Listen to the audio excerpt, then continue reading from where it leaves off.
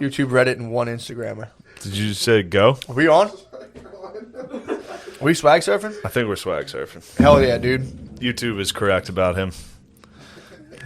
All right. They want him out.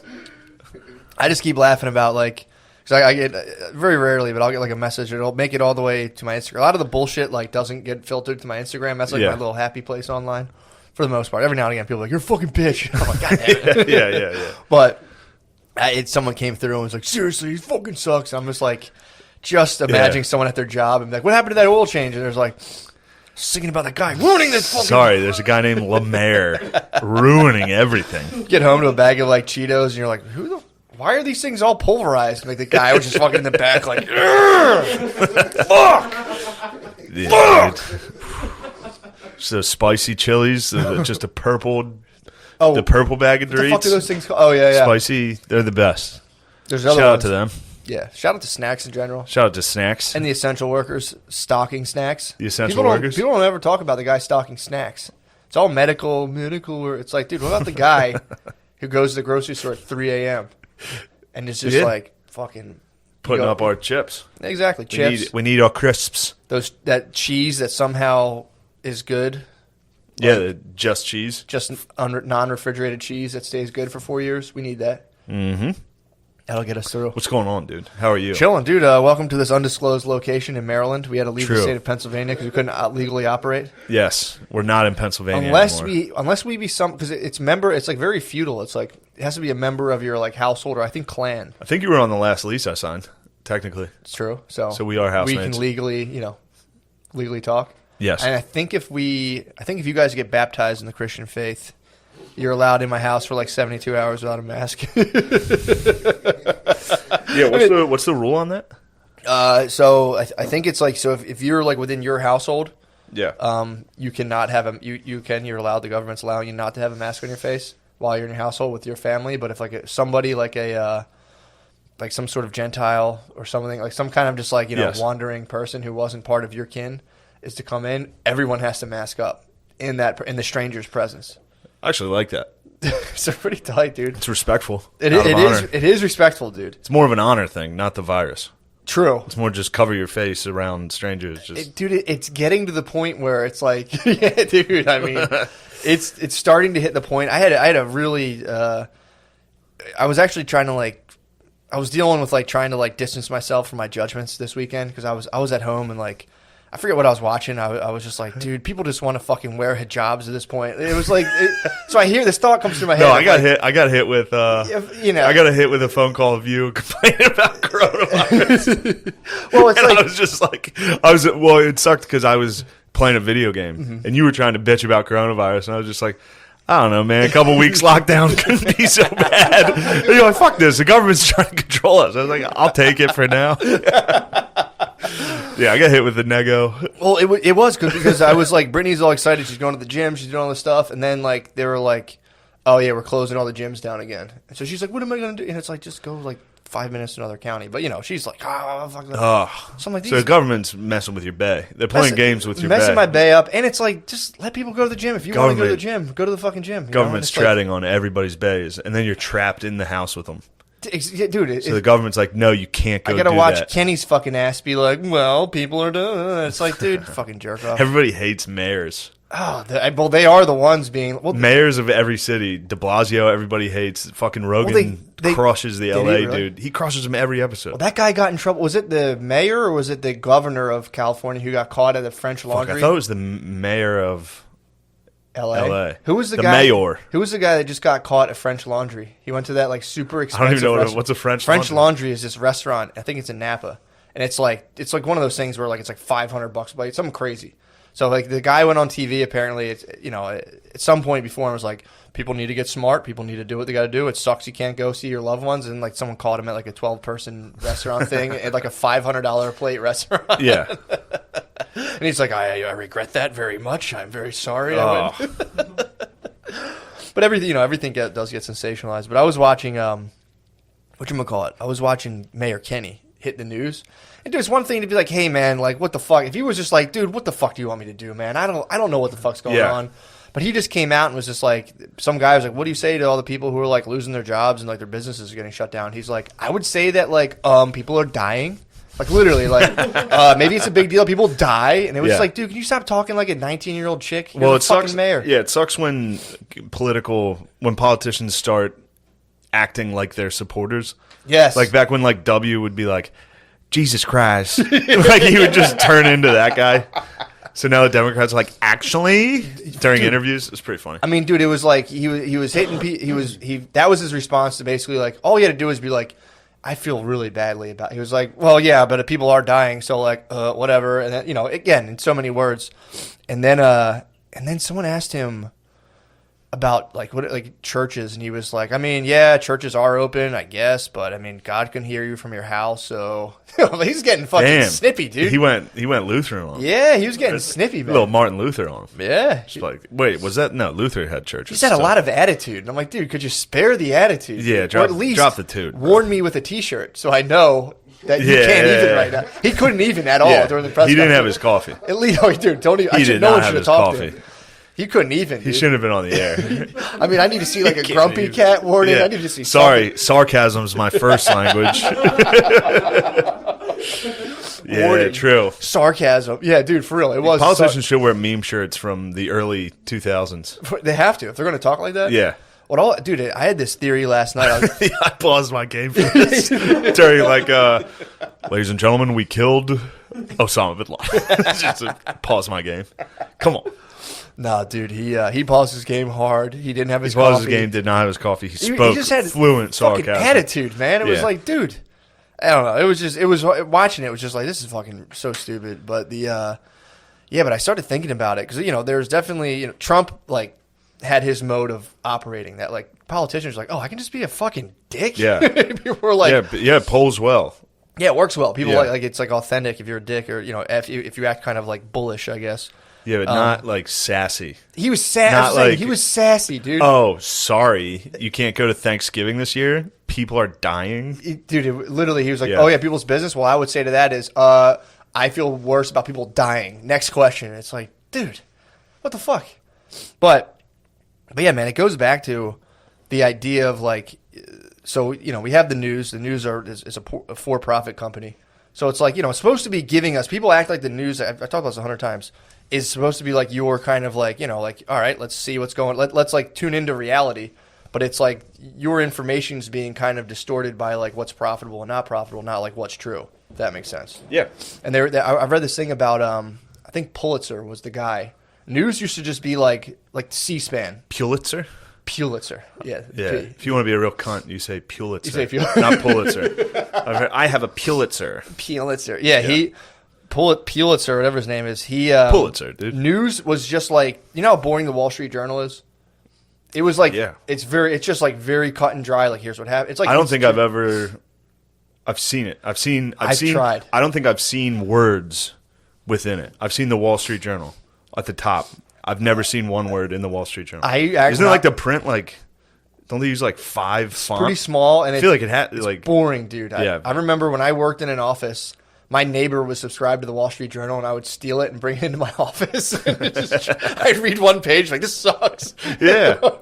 It's so boring. But that's how all the news was. Would you, like, read it to be like, all right, today's the day yes. I'm going to. I wanted to go I want to be a Wall Street Journal guy. Exactly. And then first paragraph, you're like, what the fuck is that word? Like you got to read the paragraph 3 different times. It's just like a front page story about, like, some small country in the Middle East's, like, stock market. Someone shorts their and you're just like 4 lines down. You're like, Jesus Christ. That's so fucking boring. Yeah. Dude. I mean, that happens to me every time I try to read. Like, you start reading that paragraph and you're like, all right, there's a country I've never heard of. Yeah. I got to place it mentally. I got to figure like just in that's your not head. Even a question. You're doing the math of like what's in that. Yeah, that's as far as I'm concerned. That's like you step into a wardrobe and come out into a magical. I'm like, I don't know what that is.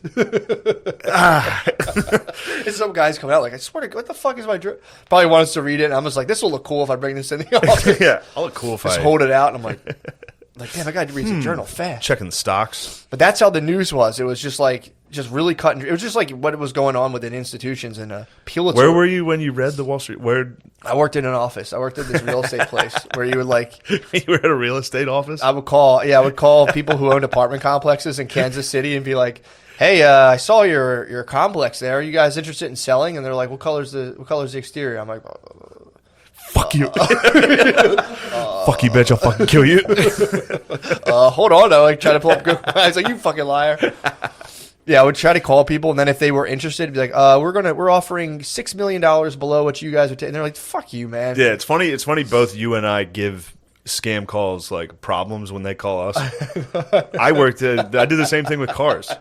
At this car dealership, I was like the online sales. Were you? So you would call and be like, hey, we sold you the car 3 years ago. You want a fucking another one? Trade that thing in. We'll give you a good deal for it. And they're like, no. Fuck off. And then I'd call about warranties and shit. Piss me off. If they I didn't get one. I didn't get one. If they called me, that guy who we bought our car from called me up and was like, hey, I'd be like, dude, don't ever do that. That's so fucking annoying. Please stop trying to fuck my financial future up, man. It's crazy. Stop trying to ruin me. I was decent at selling cars in person. I was okay, but when it comes to like cold calling or never got one that way and never got one with the bathtubs. And that was like it combined like 2 years. Cold calling bathtubs is tough. That was like 2 years. Are you tired of standing up? You could lay down. Well, you get geezers and be like, yo, we'll come install like a chair for you. It just sounds kind of like perverted to be like, hi, do you guys need a bathtub? Hey, are you naked? You know when you're naked? And, hi. I can't come when I try to jerk off in the bath. Do you know why? Because the hot water. I have a list of 70-year-olds in the area that I'm calling about bathtubs. I don't know how I got this list. So that's about 2 years of trying that and over. That means combined, I was probably like over like, especially phone calls. I was probably like over 5,000. Dude, I was no better. I did very poorly on the phone, and then they put me on like data entry, which I was like, I have to be in charge of all these little details, and I'm like, yeah, man, you got to put it in. Absolutely, I Bartlebeed. I was like, I prefer not to. Totally refused. This is at my internship. I was like, I prefer not to. Yeah. I was like, I'm not doing that. I'll quit right now. And they're like, they made me stuff envelopes, which I actually didn't mind. Oh fuck, I forgot about this. Now that you're talking about the internship, so this is so funny. I'm happy to tell you. I just remembered. It's making me laugh. So me and Beezer were in Alabama in Huntsville, and a guy gave us edibles. Usually I don't munch them. Yeah. Ate some edibles. Rice Krispie treats. Oh, that kid fucking ruled. Man, that's kid nice. Ruled. So everybody in Huntsville left. There's one kid from, I forget where he was from. I think it was JC was his name. He was just out back in a fucking orange Charger. He was waiting for us when we left the club. Just a wise man bearing gifts. He was. And then he was like, oh man, I'm a huge, like he had full Southern. He was from Bama, but he had a ton of weed to give us, and it was like we got to fly out tomorrow. Yeah. But he gave us this Rice Krispie treat edible, and first off, me and Beezer got back to the hotel, went to the hotel bar, which drinking at a hotel bar is the best. It's pretty awesome. It's the most fun thing. Yeah. And the guy kept it open for us. Like it was supposed to close at 10. We stayed there till like 1 with this old dude from Alabama. He was the fucking man. Yeah. But then we were eating. We got high, and I got into the Beezer's just on his fucking phone. I got into this television show. While you're at the bar, you're saying? No. Okay. We got back to the room. So I'm watching this TV show called The Industry. Yeah. It's on, I think, HBO. I was watching it. I was so fucking into it. I was so into it. It's about all these interns like working hard to get this job in this finance. I don't even remember what the fuck it was. I don't know what I was watching. But the main character is this black chick. And I started to get hints of like how woke it was. And then at the very end, the closing scene of the episode is this black chick after she's doing well, like overlooking the city of London, like in this incredible glass apartment, and it's playing like cool music. And like while I was watching, I was high as fuck, and I was like, is this gay as fuck? Like I was like, is this gay as fuck? That was what I started to ask. Because I was so into it. And then I was like, holy shit, is this gay? And then right when I said to myself, is this gay? The credits came on like fast. It was like directed by Lita Dunkel. Dude, how'd you Dude, I started scream laughing. I was sitting there like, you got Dunkel? Is this the gayest show I've ever seen, or did I love this? And then it goes directed by Lita Dunkel. I was like, oh. And I had been silent the whole episode. And then as soon as directed by Lita Duncan came out, I was like, ah! And Beezer was like, what? Dude? He got scared. He was just looking at like playing South Park. Like, what about Dunkums? Oh man, that's hilarious, man. Being like, and it was genuinely because I went through the whole episode being like, this shit rules, and the soundtrack. I don't know, it fucking ruled. I think I was just very high. Sure, but the show could be good. I've seen it once and I loved it, so I'm not backing down. Dunkums is it? But then she's Lena kind of Dunkums stepping on Trump's toes. A little business show. Yeah, Lena Dunkums, and then it's directed by Lena Dunkums, and I was like, I'm so fucking gay. Well, dude, it's funny because I was along a very similar line. This might have been it would have been the same time because this was during the day.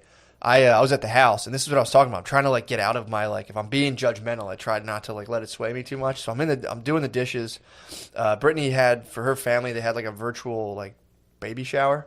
So I'm just like listening to a virtual baby shower, and I'm like, dude, I'm fighting. I'm just getting just poisonous thoughts listening to this thing.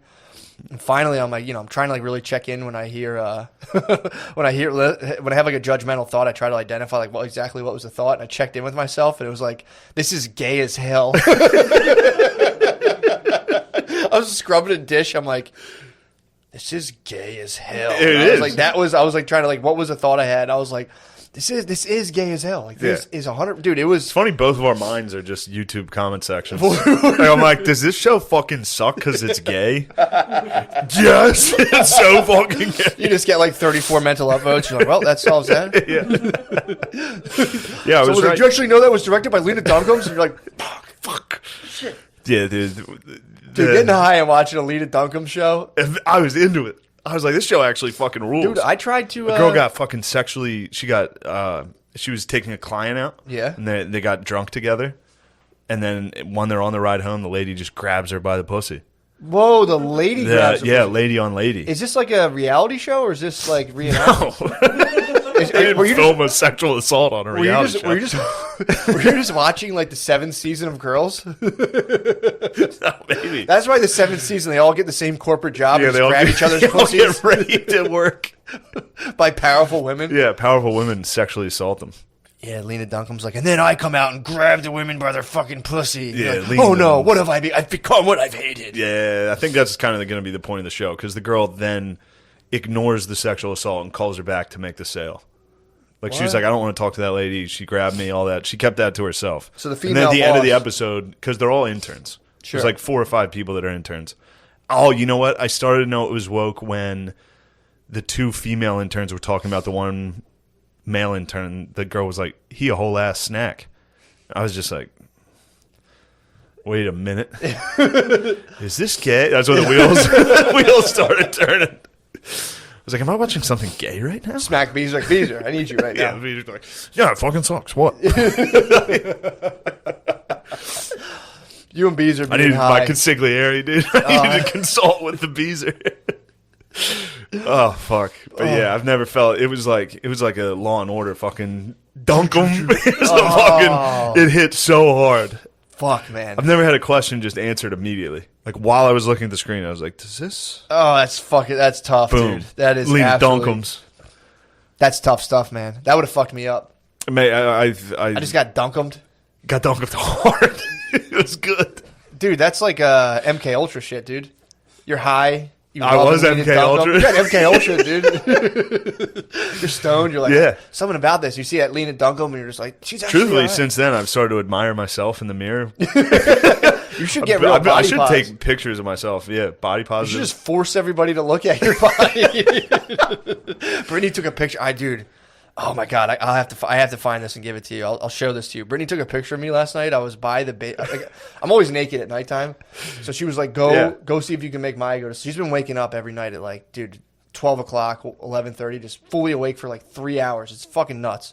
So she was like, "Go try to put her to sleep," and so we have like a baby monitor. She took a picture of me through the baby monitor. I was naked and just sitting in there because I like put her in the crib and I just sit in the chair. So like I'm next to her. So it's through the baby monitor. So dude, what is it like night vision? Night vision, dude. It's so fucking. I was you actually probably look very scary in it, dude. It's probably like actually a scary photo. Oh my god, dude, you're Lena Dunkles. What the fuck? I was fully. Why are you Dunkles? Because I was naked. Thank God I was holding my bird, dude. And she just snaps a picture of me Grinch bellied out. Fucking, I have like Grinch body to the max, dude. Your body doesn't make sense, dude. I've seen you. Sure, I've seen you nude. It's a bad angle, dude. It's the craziest angle. Night vision adds like 30 pounds, dude. Night vision adds giant tits, apparently. Show the fucking... Dude, you gotta see that picture. It's so funny. It's not my true body, dude. It's not my true body. No, don't show the camera. Why would you show them? I'm going to dunk them, dude. I don't care. True. You should post that on your... Give me that so I can please. Please let me post that on my Instagram. No. Please. Dude. It's not an actual representation of my body, dude. You know I don't have fucking tits. It's so funny. I know you don't, but it looks like you have tits in it like... It looks like I have like fucking Bam Bam, like Mark Henry tits, dude. Oh, man. Yeah, man. So she sends me that, and I was like... fucking pissed. I was like, that would piss me off so much. And like we were already kind of in a... So you're just sitting in a rocking chair in your kid's room like that? Yeah. You're terrifying. Why? That's terrifying. I'm trying to get her to go to bed. You look like the witch from The Vitch, dude. You look like the Vitch. I do. Exactly like the Vitch. I look exactly like the Vitch. And someone's probably like, Matt, you're like, okay. What? So imagine what? that. Go to sleep. Imagine me seeing that and being like, people need to see me on HBO. People need to reconcile this. It's like, no, man, you just keep it to yourself. It's like, either you get shredded and get on X-Men, or you just kind of like put on a scarf and, you know, you're somebody's eccentric best friend. Just be, I don't know what, I mean, dude, night vision turns you into a creature, dude. Night vision's actually I've been working hard on my body, dude. I saw that. I was like, oh, man. Yeah. Jesus.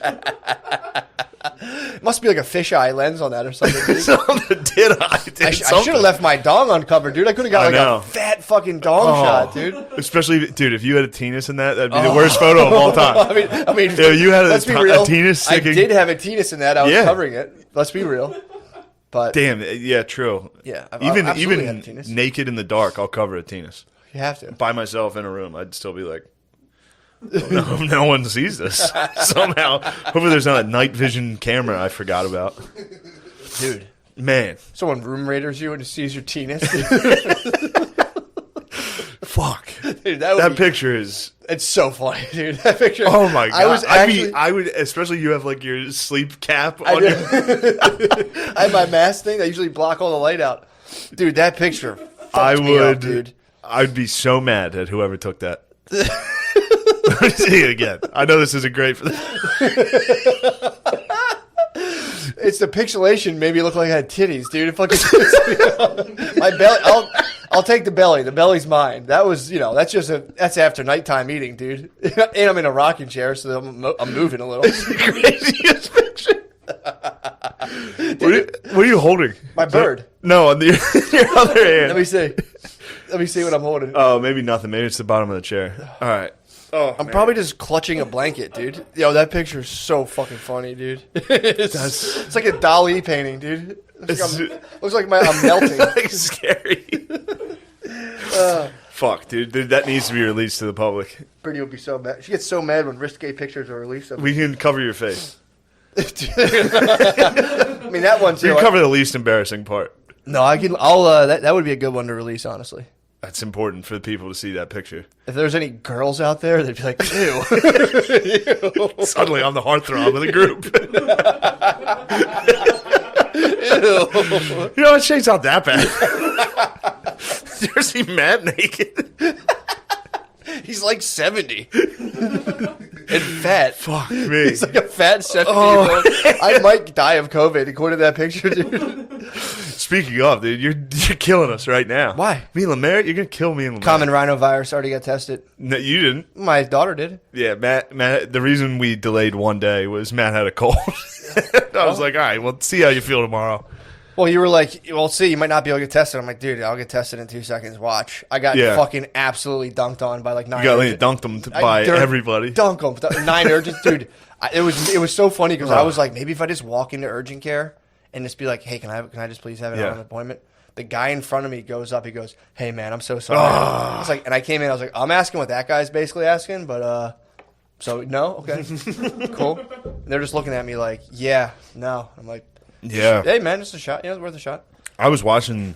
I got tested last week or 2 weeks ago when we filmed that sketch. And good for those fucking, for real, those nurses. Dude. Just sitting there, just testing, just sitting in an urgent care in Center City, Philadelphia. People in your face like, come on, why not? Just people coming in like, I have it. Yeah. Just somebody just walking to the register like, help. Yeah, this lady was rocking like a tight N95 with like another thing around it. The lady it was just it was a workhorse. It was workhorse Sniz. She's not worried about it. Fucking honky Irish, red hair, just a thick Irish redhead. Yeah. Just munching COVID. I mean, they got those. They like survived the bubonic plague genes. Dude. They're not this shit. Come on, man. That's not that fuck with body them. survived the plague, dude. Hell yeah, the body in that photo. Who do you think picked up all the body? Oh, this body. Yeah, that body. That might be my astral body. That might be the plague. That might have been that. If people saw that photo, like in ancient times, they'd be like, "It's a demon." It looks like a demon. I look like a guy who somehow got fat in a concentration camp. Wait a second. Kept stealing all the extra gruel. What the fuck? I just have like 9 hats. Like, how did that guy get 9 hats? This guy's killing it in here. Damn. True. Oh, man. Yeah. I like that idea of just a entrepreneur in a concentration camp. Just a Gary V in there. A couple people were doing it up. Just a pure Gary V in a concentration camp. Like, you need to work harder. I'm going to outwork everybody here. Yeah, that was kind of... That's not a great bit. We apologize. We got a few more days of goofing. Shout out to the Jews, dude. I love the Jews, man. I do. Nice. I love the Jews. That's good. I've been doing a lot of research. The Jews rule. I've been saying, listen to the old We've been saying, don't, I have. You already said my body was disgusting. Don't make me an anti-Semite. First off, we both know Jews. Jews do rock. They rule. They rock. They rule. And they rule hard as fuck. Yeah. First off, we've talked about this. I don't want to frame this conversation this way. We can just say they rule. No, but I never cared about Jews. True. Then all of a sudden I moved to the big city and everybody's got an opinion on Jewish people, which is strange to me. I was in New York? Here too. Any city. That's what you go to Statue a of city. Liberty was originally donated for. For what? The light. It was supposed to let them... No, I'm kidding. It was given to us by the French, but... Yeah, I'm kidding. Yeah, I'm joking. Fuck, I forget where I was going with this. Anyway, Jews rock. That's the point. So, dude... I didn't... My Catholic friend was like, no, Judaism rules. The Vatican and the Jews are together. I was like, yes. Yeah, dude. I started reading this book on debt. I think he was just very Islamophobic. So, shout out to him. Yeah. I mean, yeah. I've come around on that. He wasn't big on... Well, they're popping back up. I'm trying to think of they're pissed off about Garfield. Who do I not They're pissed like? off about Garfield again or something. Somebody Garfielded them, dude. I mean, dude, there was I think was it Pakistan? It was some country. There were, it's probably not everybody there, but there was a gathering of thousands of people being like, kick all the French people out now because of that cartoon. So there's enough. There's a sizable faction. There's about as many American Nazis as there are in like Pakistan, in Islamabad or wherever, just being like, nice. These motherfucking. Nice, you got that exactly right. I've been reading the fucking, wow. I've been reading 3 pages of The Economist once a week, dude. That was pretty good. That's where they were protesting. Yeah. They're like, get these they want French dignitaries. They're like, until you guys stop drawing goofing around and drawing these cartoons, dude. They've been goofing. The French keep goofing around. I don't know why the French keep goofing around. I don't know why. Dude, it's like, just let it go. I mean, it's also like, for sure. It's funny. Like, I mean, obviously the guy's doing it, and like the what was the name of the newspaper? Charlie Hebdo. Obviously they are in the right. You know what I mean? They're like, this is crazy. What are you guys doing? Sure. But it's like also it's like trying to win an argument. It's trying to like win an argument with like a homeschooled kid. It's like. No, dude, it's like there's these guys are fucked up, man. There's a retarded guy in the neighborhood. Yes. And you drive by his house every day and you're like, look at this picture you fucking hate, and just hold it up to him. He's like, if I ever get out of this cage, I'm going to fucking kill you. You're like, yeah, whatever, retard. I'm allowed to draw pictures. Yeah, you're just driving by and be and like. And then one day, he busts out, cuts your head off. Dude, I mean, it's just an unnecessary. I mean, again, it is ridiculous. And it is one of those things where it's like, they tell the Trumpster, which, he could have easily scored political points by like, no, yeah, absolutely don't. Not a big fan of white supremacists. But they're like, well, it's not all of us. True. And true. That's the left's. Yeah. That's the left's Proud Boys. I mean, dude, cutting someone's head off is a pretty serious act of fucking violence. That is. of beheading a person. Not even like if you were to murder them, it's like whatever. Yeah, you're committing like an ancient ritual. Yeah, but yeah, they're fired up. They're starting to fire up right now. And also, I think we're doing a little musical chairs. We're getting the next thing ready. Yeah, because that was what I was reading too about the news. It was like when once COVID dies out, when Pulitzer was like, it becomes this symbiosis of like, so the news needs catastrophe to constantly get people to start buying, join the drama. It's like we're watching the local news with like hurricane off of Cuba. Yeah, and exactly. Like, and all it's right, like, okay, is it gonna rain tomorrow? But the politicians also get to like become like characters in these stories and be like they were talking about Reagan. How he did the national debt, and he's like, "We got to bring this national debt down." And the news was like, "Reagan's at it again." They're in more meetings, and all they ever did was increase the national debt the entire time because they tried and they spent so much money on decreasing the national debt that they just increased it. But the news never said it. They're like, "And he's back at it again." Yeah. They just like leave shit out like that. I watched Showtime has a series on the Reagans right now. Somebody DM'd me and was like, "Check that out." So shout out to that person. I watched it last night, and Reagan's son's a fucking bitch. Really? Yeah. Ronald Reagan Jr., I think. Never heard of. I think he did an atheist commercial. What? Jamie, bring that up for us. He did an atheist? Like, I think he did a television commercial where he was like, "I'm atheist, and I'm tired of fucking hiding it." And it's like, all right, you weirdo. All right, dude. Like, knock it off. When was this, in the 70s? No, I think he did it like, I feel like I saw it recent. Really? Ronald Reagan Jr. How old is this boy? Probably late 40s? Dude. Early October 50s. 15, 2019. Oh, I really just saw it. So he's hiding he's been in the closet about his atheism until 2019? No, I think now he's just running. I mean, hopefully the fucking guys in Islamabad don't find out about this commercial. Dude. They're going to be fired up. I'll be right there. I'm not going to cut his head off, but I'll hit him with the stick. So in this, I don't like that guy. Just from what, so I saw, you can tell he's very woke now, Ronald Reagan Jr. Yeah. And you can tell, I think he's very embarrassed of his father. Yeah. Like which first off, dude, if my dad was Reagan, I'd be like, yeah, suck our dicks. People love Reagan him and rules. hate him. I get him mixed up with Nixon too a lot. For me, I'm like, yeah. Both of them, I think, were like heavy in drug war and shit like that.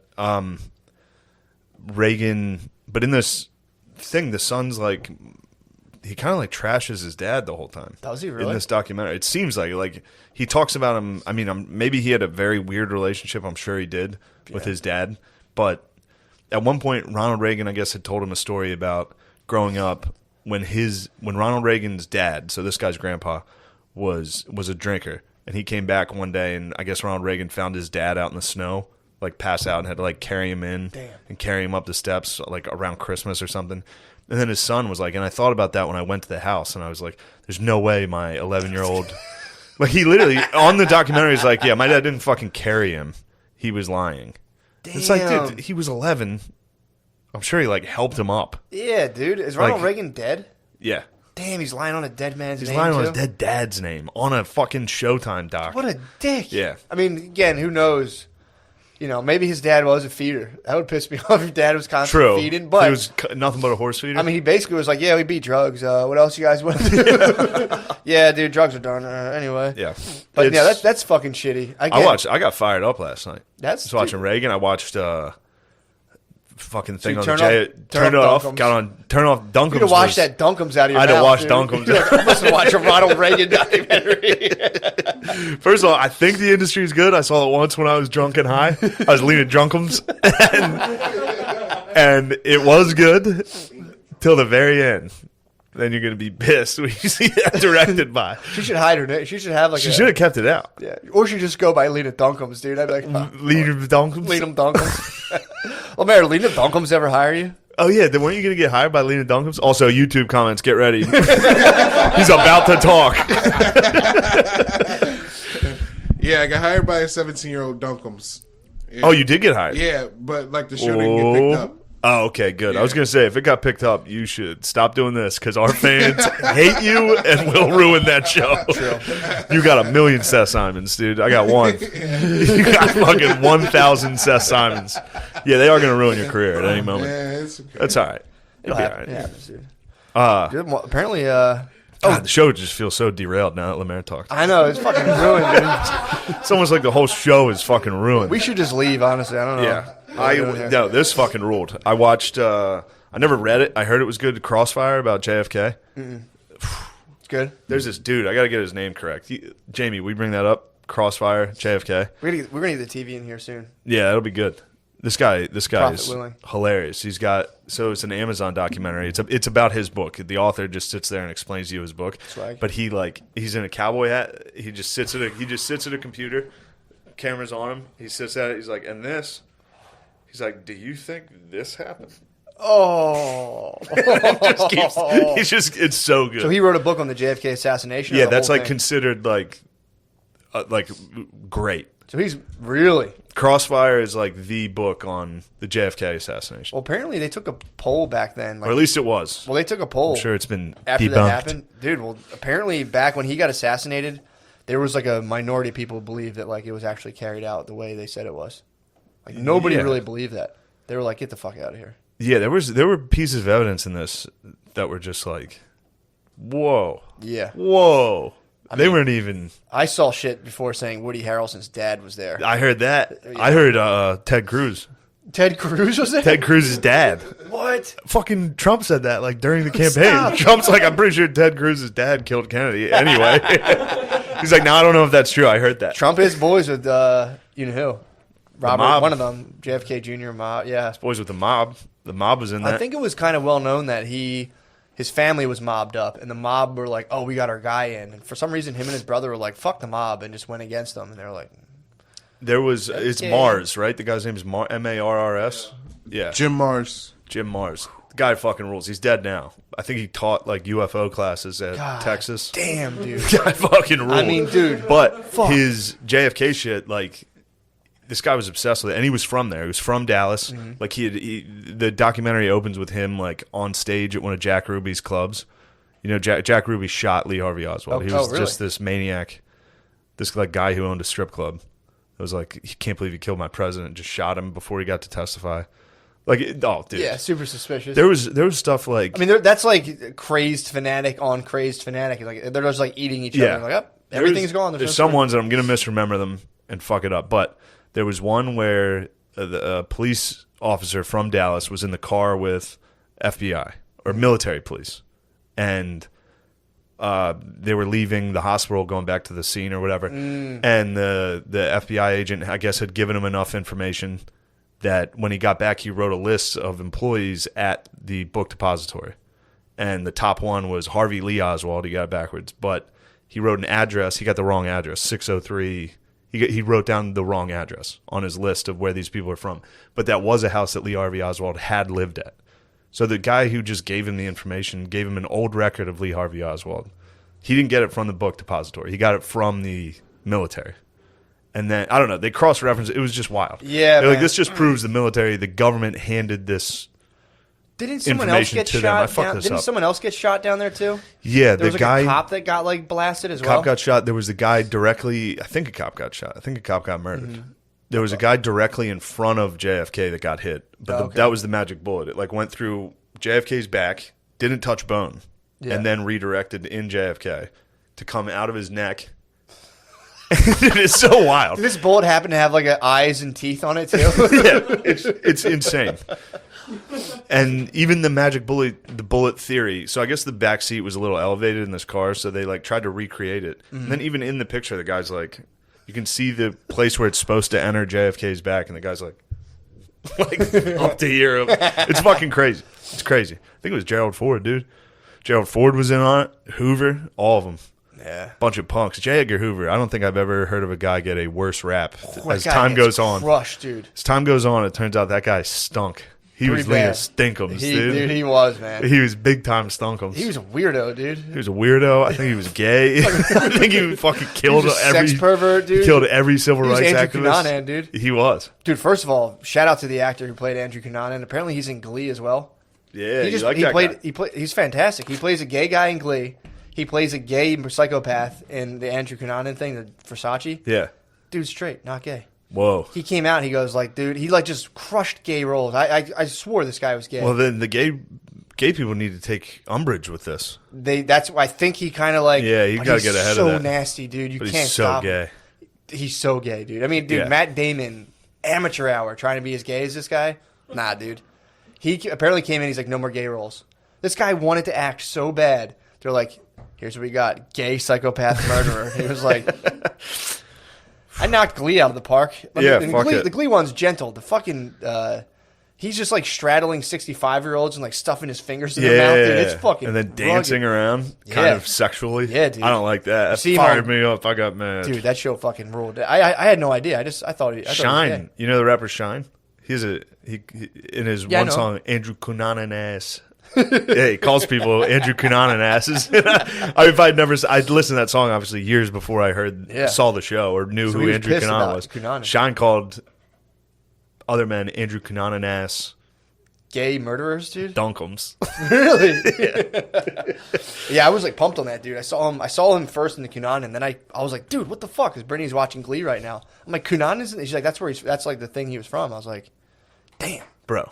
Boy. Don't get me off the JFK. Sorry. There's nothing else. I have no more information. No, yeah, it's you super do strange. Need to know.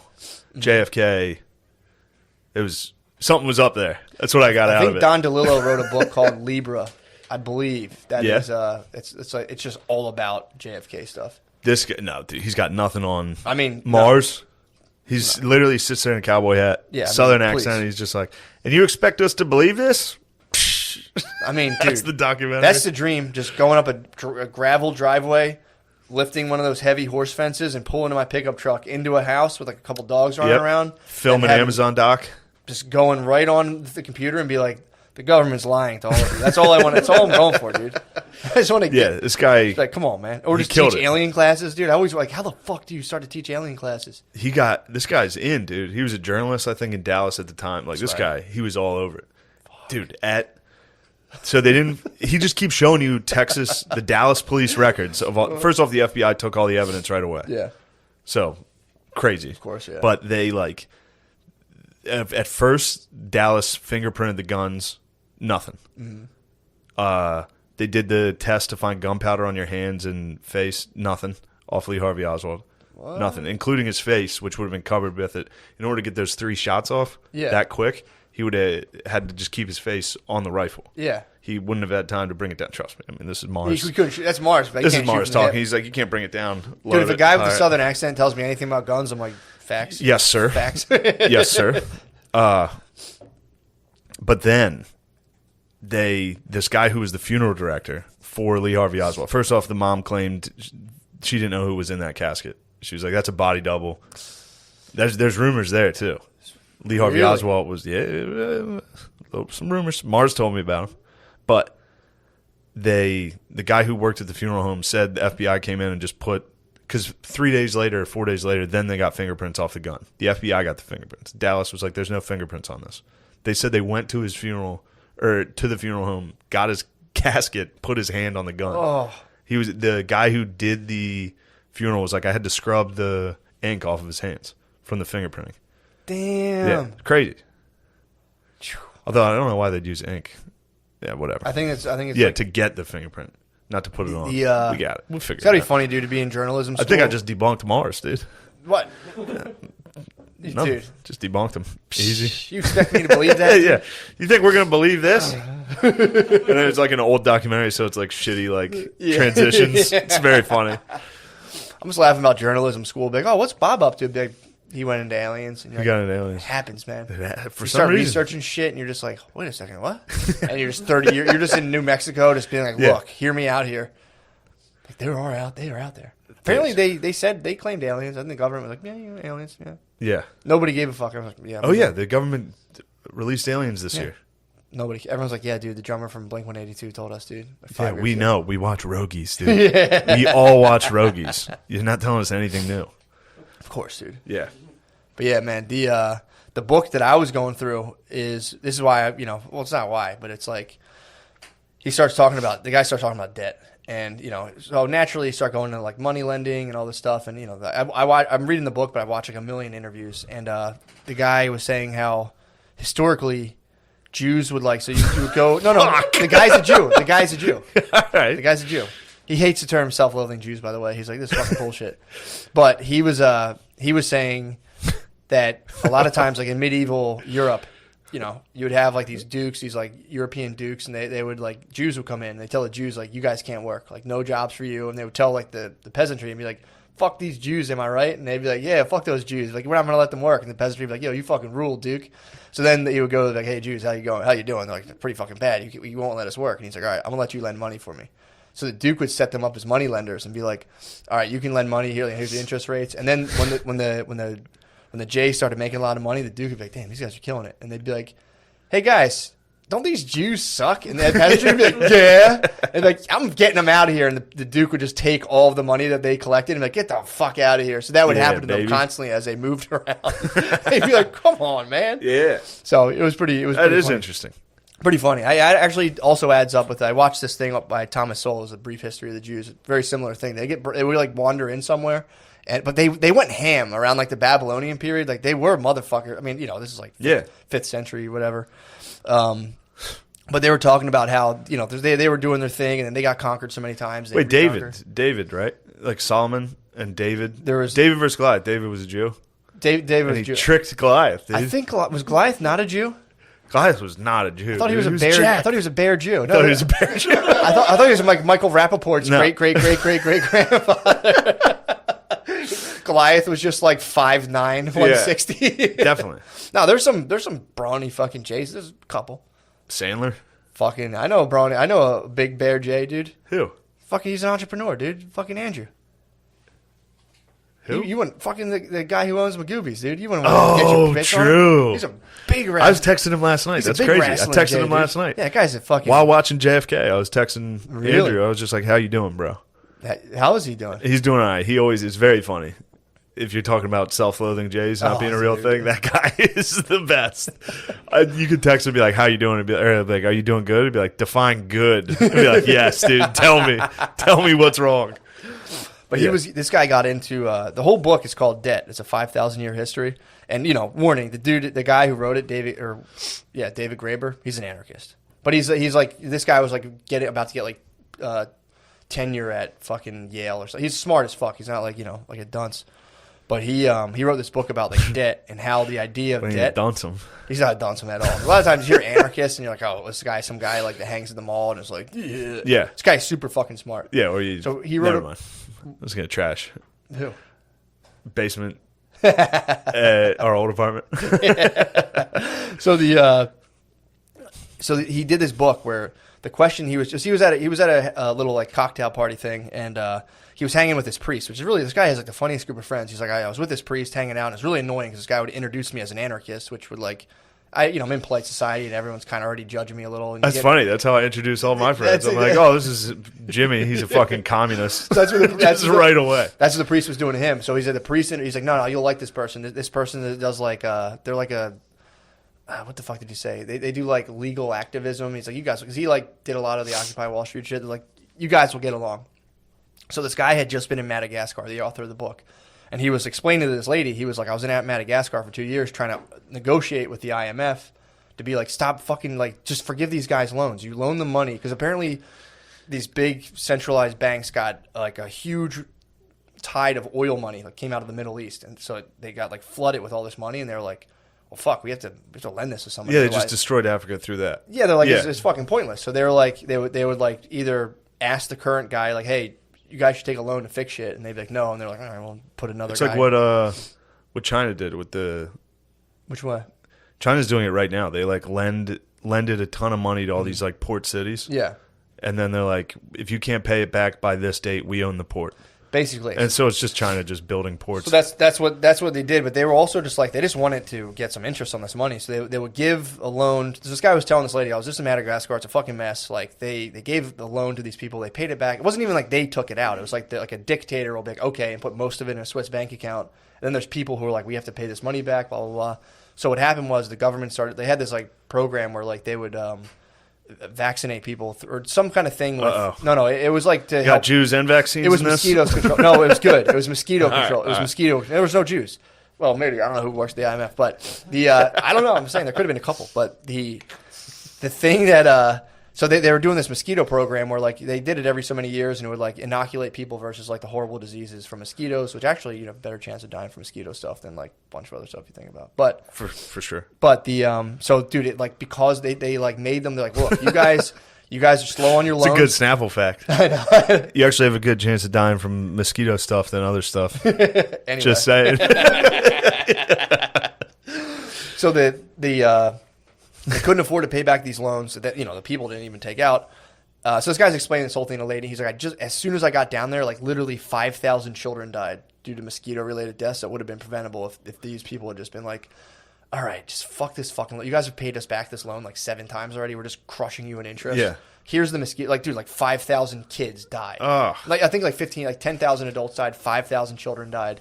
And he was down there like trying to negotiate a settlement, being like, dude, this is fucking crazy. Like, you're fucking these people. From Stop. what, malaria, or what do they get? It was some kind of thing. It was something fucked up. So he's explaining this to this lady, this long drawn out scenario, and she was like, well, they borrowed the money, they have to pay their debts. And so his whole idea, the book's looking into like where does the moral obligation from like debt come from and how far does it go back?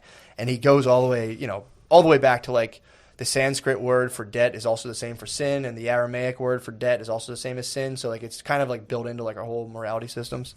But there was one thing, or there's a couple, but you know why like our credit cards get like erased every 7 years?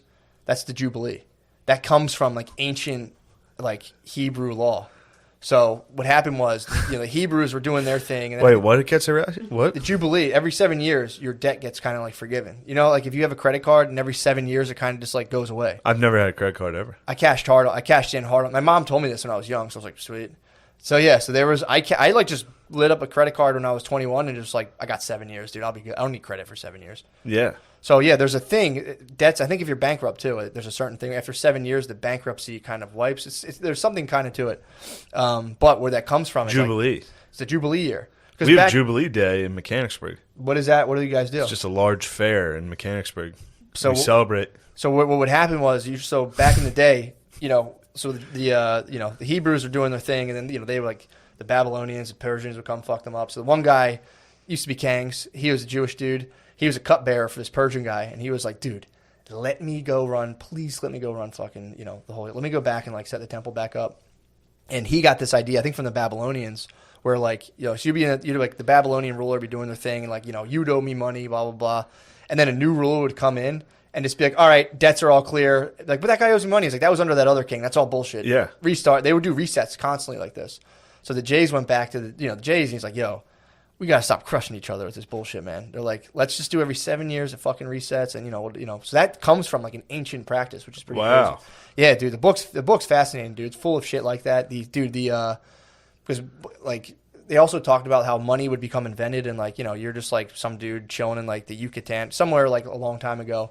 And some guy just rolls up and like shows you a coin. He was like, check this out. And you're like, what the fuck is that? And he's like, it's money.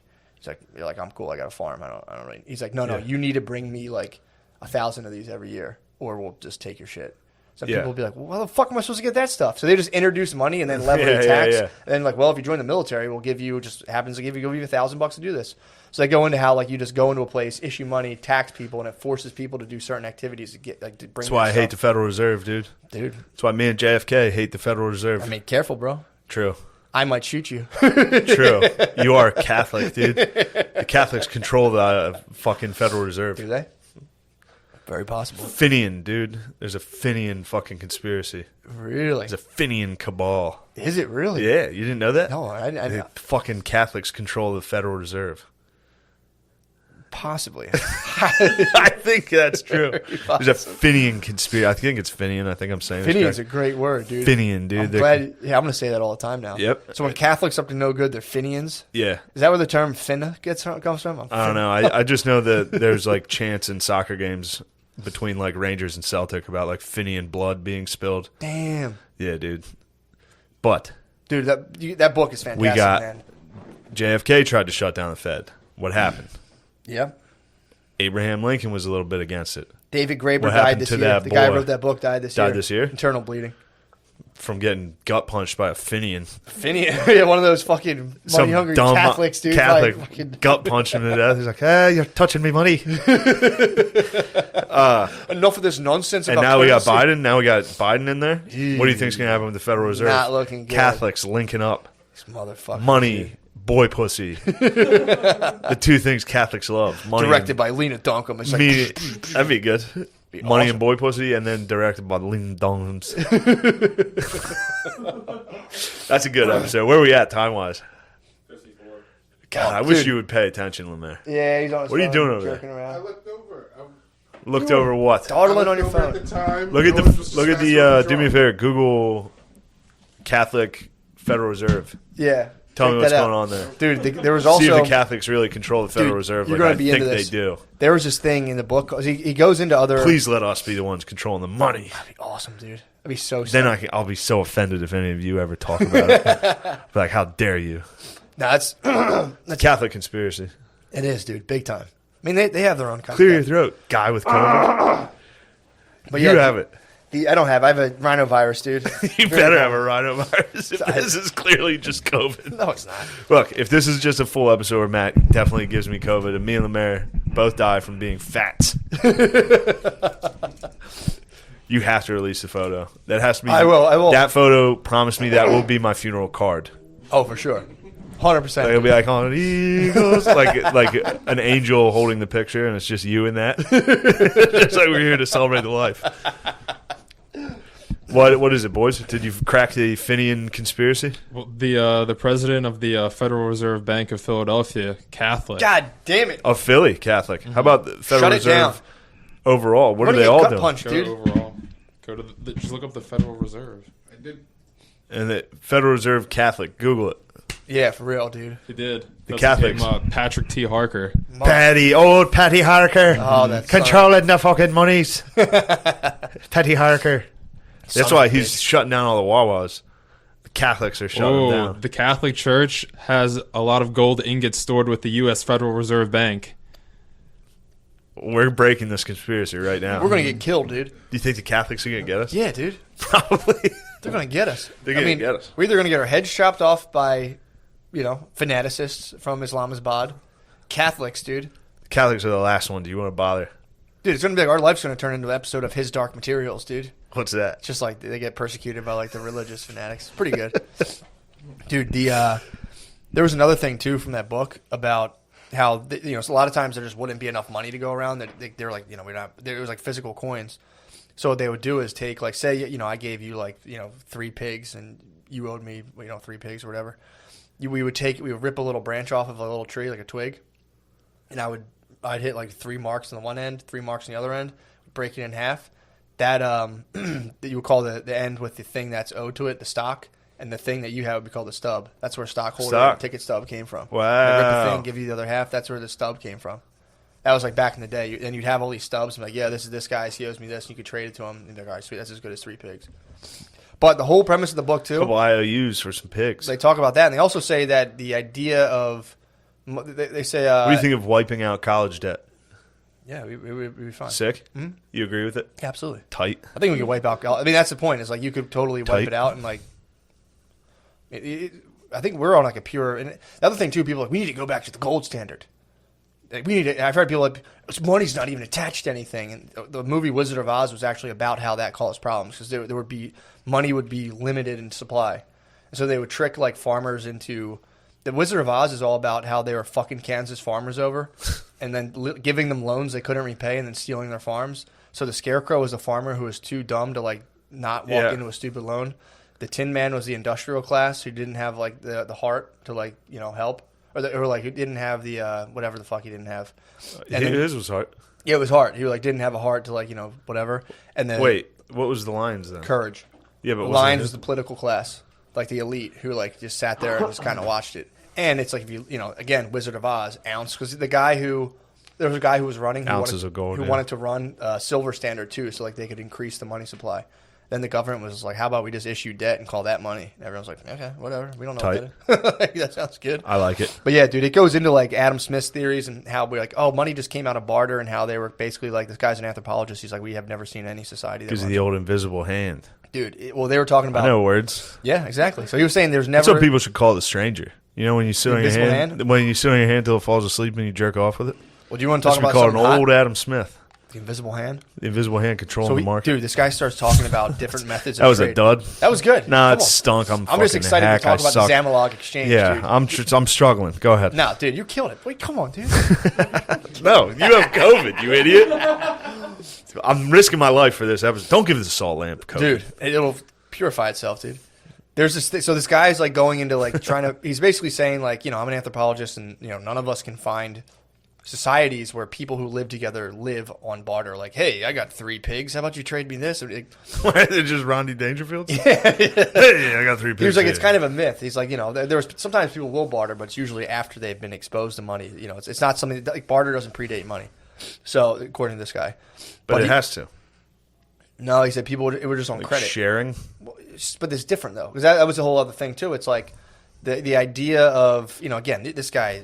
I'm gonna butcher what the fuck he's talking about, but he was saying how like people were like, well, the Native Americans, where they'd have a guy in their village who was good at this, and they just had longhouses where they just like, you need shoes, like, lady, go get this. They just kept all their shit in the house, and like, so people didn't barter within communities, but they would barter with like enemies and people they weren't really like strangers. So this one society he was studying, I think it was somewhere in Brazil, but it was called the Zamalog exchange. So you would live in this area, and like it was just taboo. Like you couldn't bone anyone from this other area ever. Like it was just off limits. Weren't allowed to do it. Weren't allowed to do anything with them. Yeah. But like once a year, you guys would get like say like you guys made like some sick ass spears. They had maybe somehow they got some European linens or something.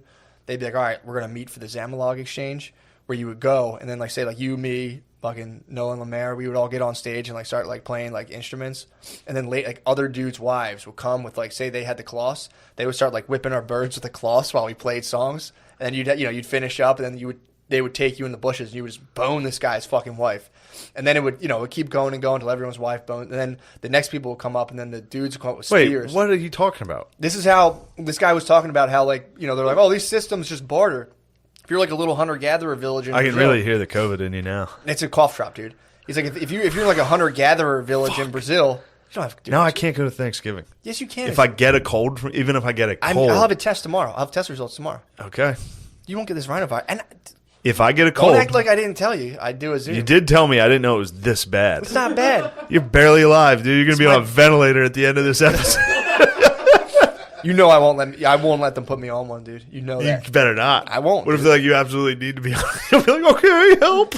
I'm not going on that thing, dude. First of all, dude, I might get on a ventilator regardless.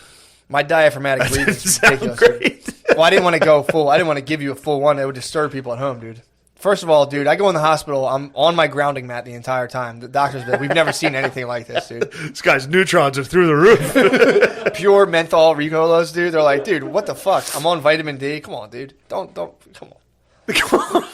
Let me tell you about the Zamalog exchange, dude. So we're playing instruments. We're fucking people's wives. They're towel whipping our dicks. Yeah, like you get the gifts and you just like, whip people's boners. And everyone's like, dude, this fucking rules.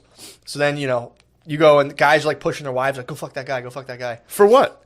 This is just like it's like a ceremony of trade. This is kind of like they don't really ever trade. They just like have. So shit what's they the need. fucking? Just for fun?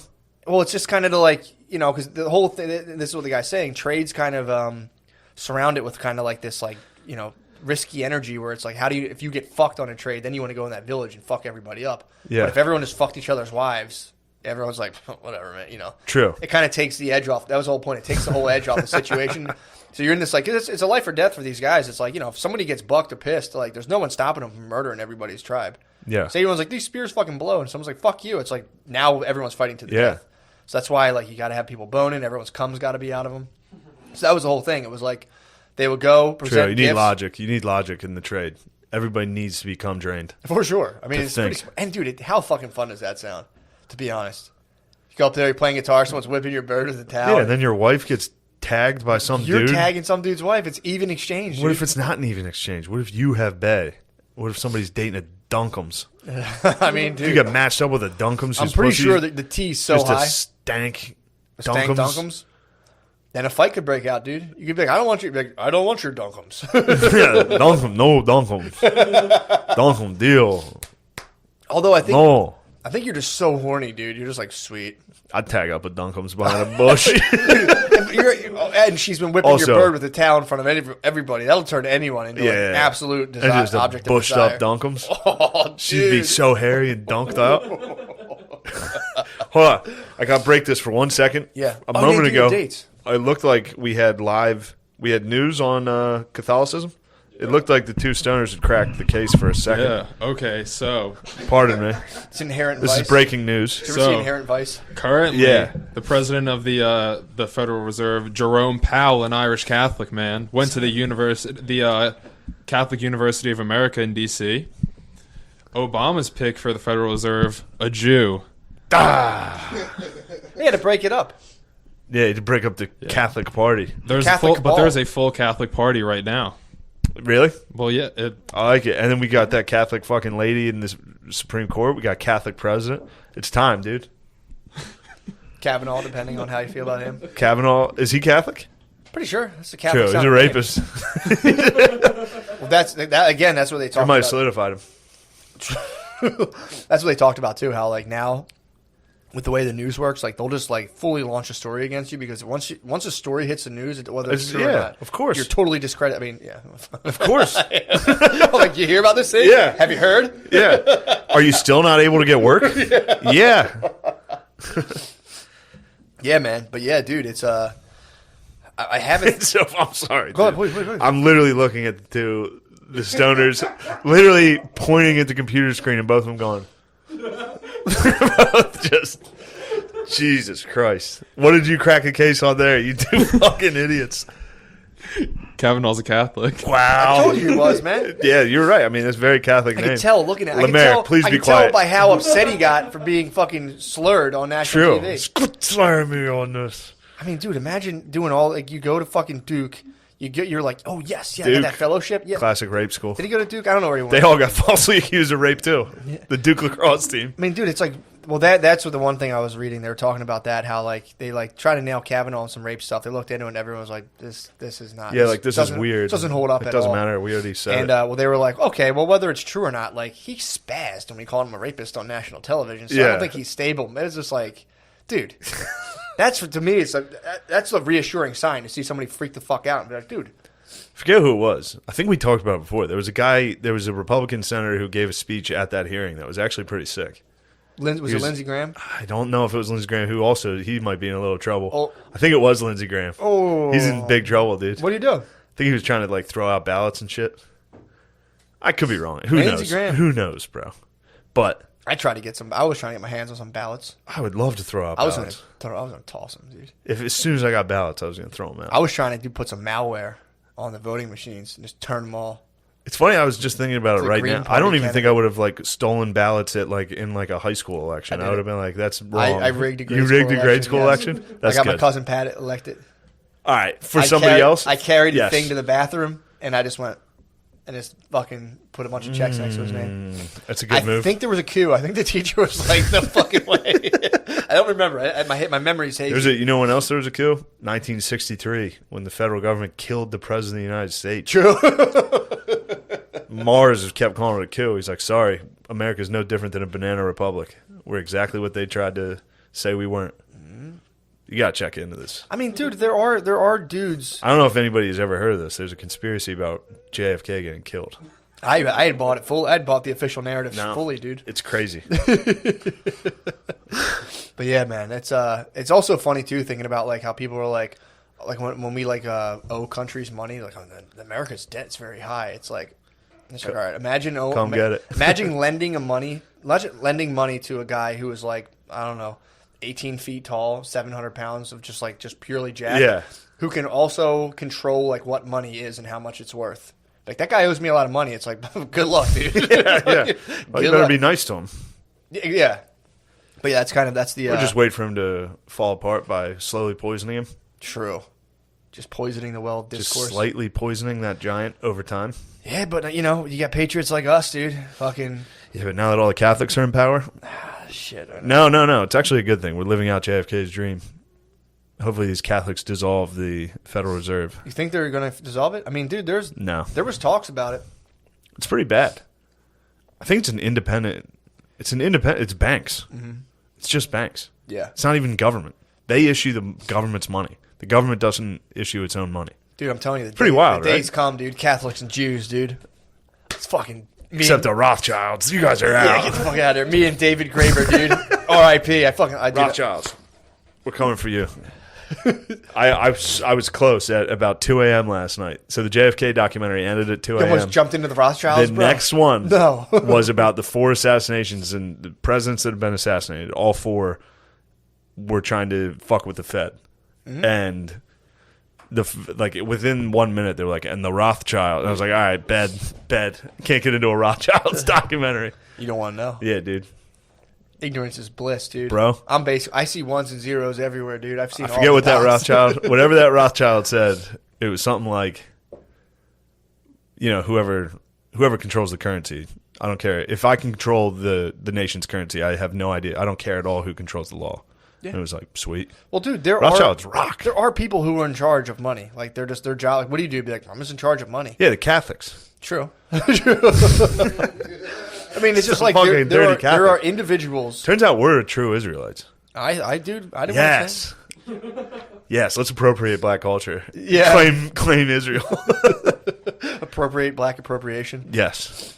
Yes. All right. Yeah, we got to slide into the page. Let's slide into the page. We got a lot more to talk about, dude. Before we go, I think I have to cancel Kansas City the day after Thanksgiving. Understandable. Because Matt's definitely giving me COVID right now. It's a rhinovirus. It's a 3-day event.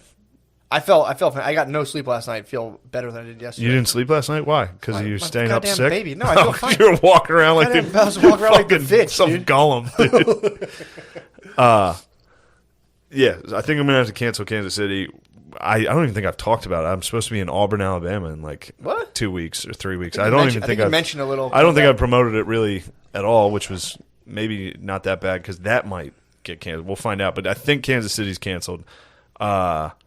There's a curfew in Kansas City now that's like fucking that show up. I don't know. It freaks me out how willing people are to be like, I'm not allowed outside anymore. It's like, all right.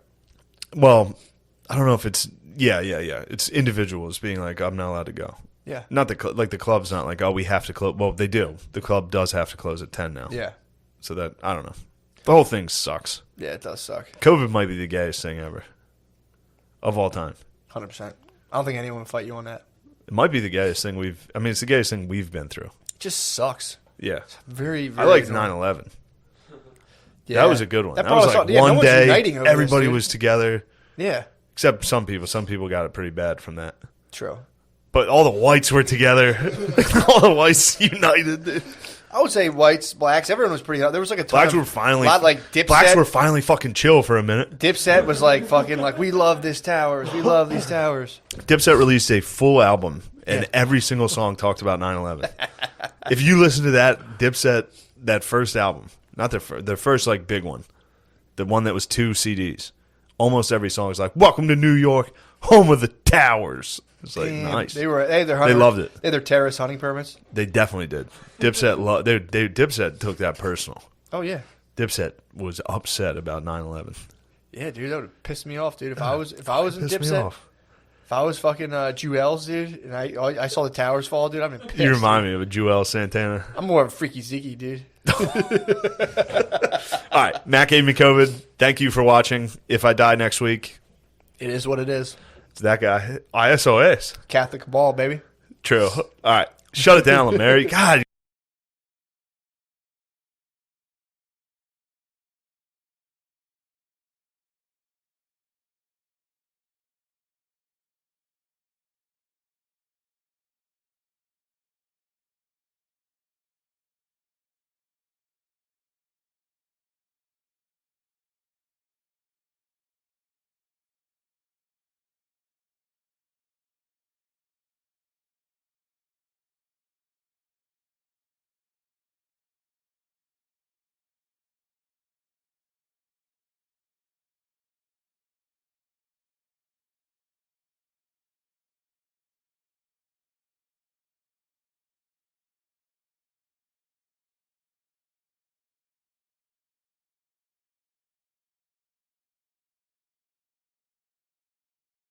Booyakasha. Man, I'm tired from defending my democracy. I've been doing it all day. Against who? Just everybody, dude. Who Our democracy challenged? is fragile right now. Are you kidding me, dude? Yeah. Who challenged? Are you serious? I'm sorry. Excuse me? I'm sorry. I didn't even think about how fragile our democracy was. Dude, I'm trying to defend our fragile democracy, dude. I'm trying to, keep this system together where I can be told to stay inside. Our democracy is so fragile. What we need is war hawks and corporate interests in the Oval Office. For sure, dude. Our democracy's never been more fragile. Biden released his cabinet today, and it was like, was it tough? oh, yeah. They're trying to get us right back into Afghanistan, dude. They're already starting to be like, dude, we can't leave those motherfuckers. Like, look, we hate racism. Like, dude, we can't leave brown people by themselves. They're gonna kill each other. Yeah, it's fun times. That's essentially the argument. Who was trying to destabilize it that you defended it from, and how did you defend it? I saw a cartoon today in the Economist, which was like a lady with Why are you reading the Economist? I get it to my house all the time, dude. This lady is a political cartoon. First of all, political cartoons are probably the worst thing. They fucking suck.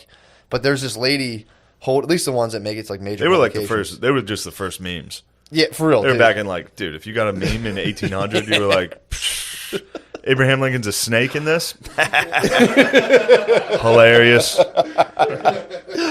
You'd instantly just hate him. You're like, I hate this guy. Yeah, this is a great picture. Yeah, there's a lady. It says like Hong Kong, and there's a lady like pretty racist fighting off a dragon, blowing fire on it. It's like the Chinese Communist Party. Yeah, the Chinese Communist Party. Yeah, I think now that Biden's in office, white people with money are like now like, all right, we can go back. We can be a little more racist. We can let it out now. Yeah, true. They're on their best behavior for a while, but yeah. True. So now, dude, so there's like a dragon breathing fire on a Hong Kong woman, like shielding it off, and be like, "Hello, America, are you there?" And they were like, "We're busy defending our democracy," and Trump was like lighting a thing on fire.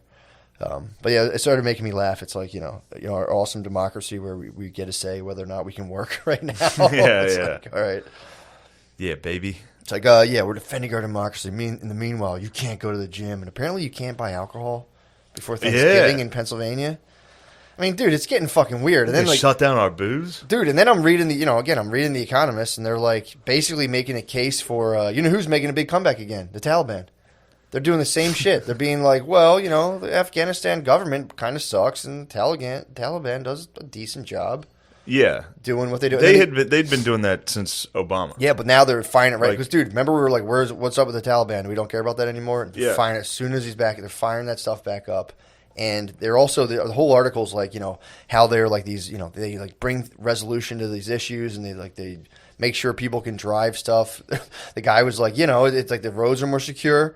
They drive like gasoline or something, or I think like cooking gas. And he's like, the roads are way more secure now that we just pay the Taliban. He's like, the Taliban were the ones shooting Stinger missiles at us. Yeah. So they do this whole case for it. At the end, there's a lady from like a city who was like, yeah, I really hope the Taliban doesn't come here because like I won't be able to go outside my house again and I won't be able to be a scientist anymore. They're like, well, there's that. Yeah, sure. Yeah. Yeah, there are some downsides. Yeah, they were letting the Taliban back for a long time. Like Hillary Clinton met with they had meetings, I believe. There's pictures. Yeah, they did a photo shoot in the Economist. I don't know if it's the Taliban or not, but there's definitely dudes wearing religious garb holding guns. So I figure the Afghani army wears uniforms. But yeah, dude, it was that was pretty funny watching that today. And then it was just kind of it's the shit's fucking nuts, man. Between that and the stuff about China, it's like they don't know whether or not China's a big threat or not. They're hyping us up on China right now. And I was reading the different the whole idea that China is it is a communist party, but within this they're like the communist party. They allow companies to compete with one another as long as they hand over their surveillance goods. So they're trying to say I think the market cap for American tech companies is $6 trillion if you combine Apple, Google, whatever, Microsoft and a couple other ones. And they were saying China's not far behind, but they could with their capitalist communist economy, they could fight. Is this all the Economist stuff? Yeah. It's not even it's not a real thing, dude. You're telling me, it's just funny. They have that and they're like, in America we don't share surveillance with the government. It's we do that too. We do the same exact thing. Yeah. But either way. Sweet. Sorry, I was just reading telling me about the Economist. Just a bunch of bullshit, dude. It's just so funny how people read that stuff. We don't do that. And it's literally that's what all of our tech companies we do the same exact thing. But Either way. Yeah, that's just a ramble. But the right. the idea of defending our democracy. I was like, yeah. Are you just telling me what you read in The Economist? I mean, a couple. The market cap. Yeah, obviously, I pulled that from The Economist. Yeah, I was like, wait. As soon as you can rewind the tape and watch it. As soon as you said market cap, I was like. Like there was literally a part of me that was like, sorry, I'm really well hydrated dude, right now. Get rid of that bottle. Really well that bottle's crap, dude. He's carrying the top. If you're just listening, Matt's carrying around a green like water cooler top. Dude, what's wrong with that? You hate me being hydrated. You hate me being informed. No, I don't hate you being informed. I'm glad you're informed. I go through too much plastic. I should get one of those bottles. I crush bottles. Oh, dude, it was disgusting what I was doing in my house. I'd buy the cases of water and just crush them up. The thing I'm trying to stop doing right now, other than just reading The Economist and pretending I'm smart for 5 minutes. You gotta stop, dude. That's a tough open. I know. That's like, I mean, I listen to NPR on the way here, and it's so bad, dude. That's the point. It's like I'm watching like the stuff that's supposed to be like the top of the top, and I'm like, this is fucking bullshit. Yeah. This is all fucking bullshit. So it's on Spotify, you hit your daily drive, and it just plays the same 5 songs you always listen to amongst like news stories, and it always starts with like an up to the probably every 2-3 hours update on NPR, and they all have the most, we've talked about before, the most ridiculous names you've ever heard. Like, I'm Winslow, like just bullshit names. And then the lady had like an attitude about Trump.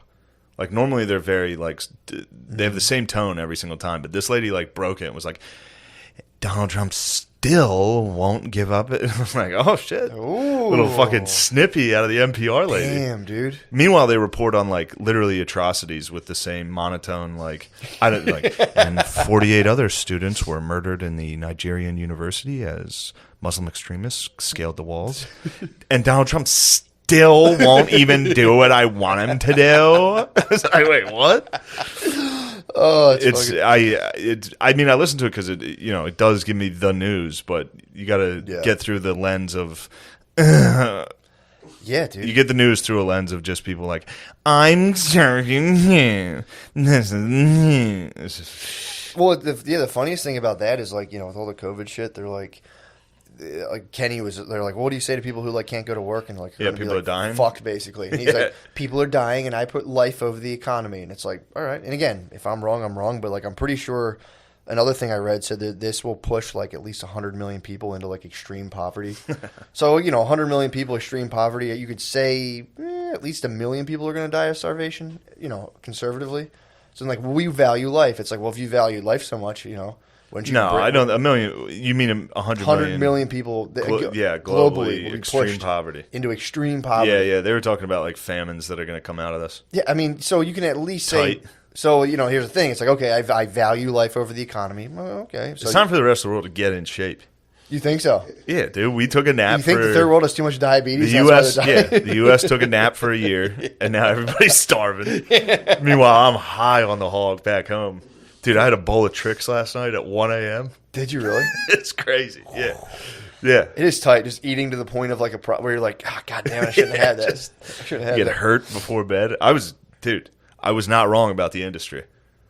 Since I announced the Lena Dunham show, that was actually good. I was wondering, I saw it's good, bro. Is it good? I watched the next 2 episodes. Dude, I saw the commercial for I'm that. into it. And I was like, there's no way you're watching this. I saw the commercial. I'm into I was like, it. oh my God, that fucking... There must have been DMT in that Rice Krispie treat, dude. No, I'm into it. No, it wasn't just that. I'm into all of them. Good. Every episode, I like it. Dude, what I'm trying all it takes, though, is just synth. Synth, the music, like... Yeah, for sure. It's all it takes. If that's playing in the background of any... Like, I'm literally just watching people work in an office. Yeah. That's the show. But there's synth in the background, so I'm like, this is fucking awesome. There's, like, sinister aspects of the office, or what's the synth kind of communicating? The synth. Am I saying that? Like a synthesizer. Like the 80s music. Like, yeah, exactly. Yeah, that's all it takes. Oh, so it's like... Yeah, like cool fucking music, dude. I thought you were talking about like a... No, not like ominous organ music. No. No, it's like... Yeah, it's like Stranger Things had it in the intro. Yeah. That type of music. Just give me that. I don't care what the show is. This is literally a Lena Dunham show about people working. Although she doesn't have anything to do with it, really. She's just like a... I think she directed the first episode. Okay. And that was it. But show rules. First episode might have been the best episode. Give me the Dunham's rules, dude. Dunham's slaps, dude. Yo. You get bought into the industry long enough, you actually get some talent. And Dunham's has it. You think Duncombe's has what Finally, has Duncombe's has what it takes, dude. You think the She's Soda Oats, what's it called again? The industry. You think the industry is the thing that made? I think it's her finest work. What's the? Well, here's the thing too. I might have to watch Girls. I never watched Girls. I tried. I remember. I think it'll drive me. I'll go Good nuts. friend of the show, Mecky Leeper, was telling me like Girls. He was saying this the one time, and I was like, best friend of the show, Mecky Leeper. He loves the show. I was can't get enough of the show. Big one of our biggest conservative proponents. Yeah, very conservative. Behind the scenes, extremely racist.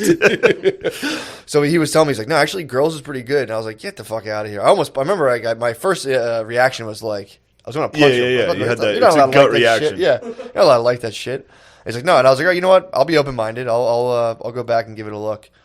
I think it starts with someone getting like their ass eaten or something. So I was like, all right, maybe the kid's got a point. Yeah, I think the first episode is Brian Williams' daughter.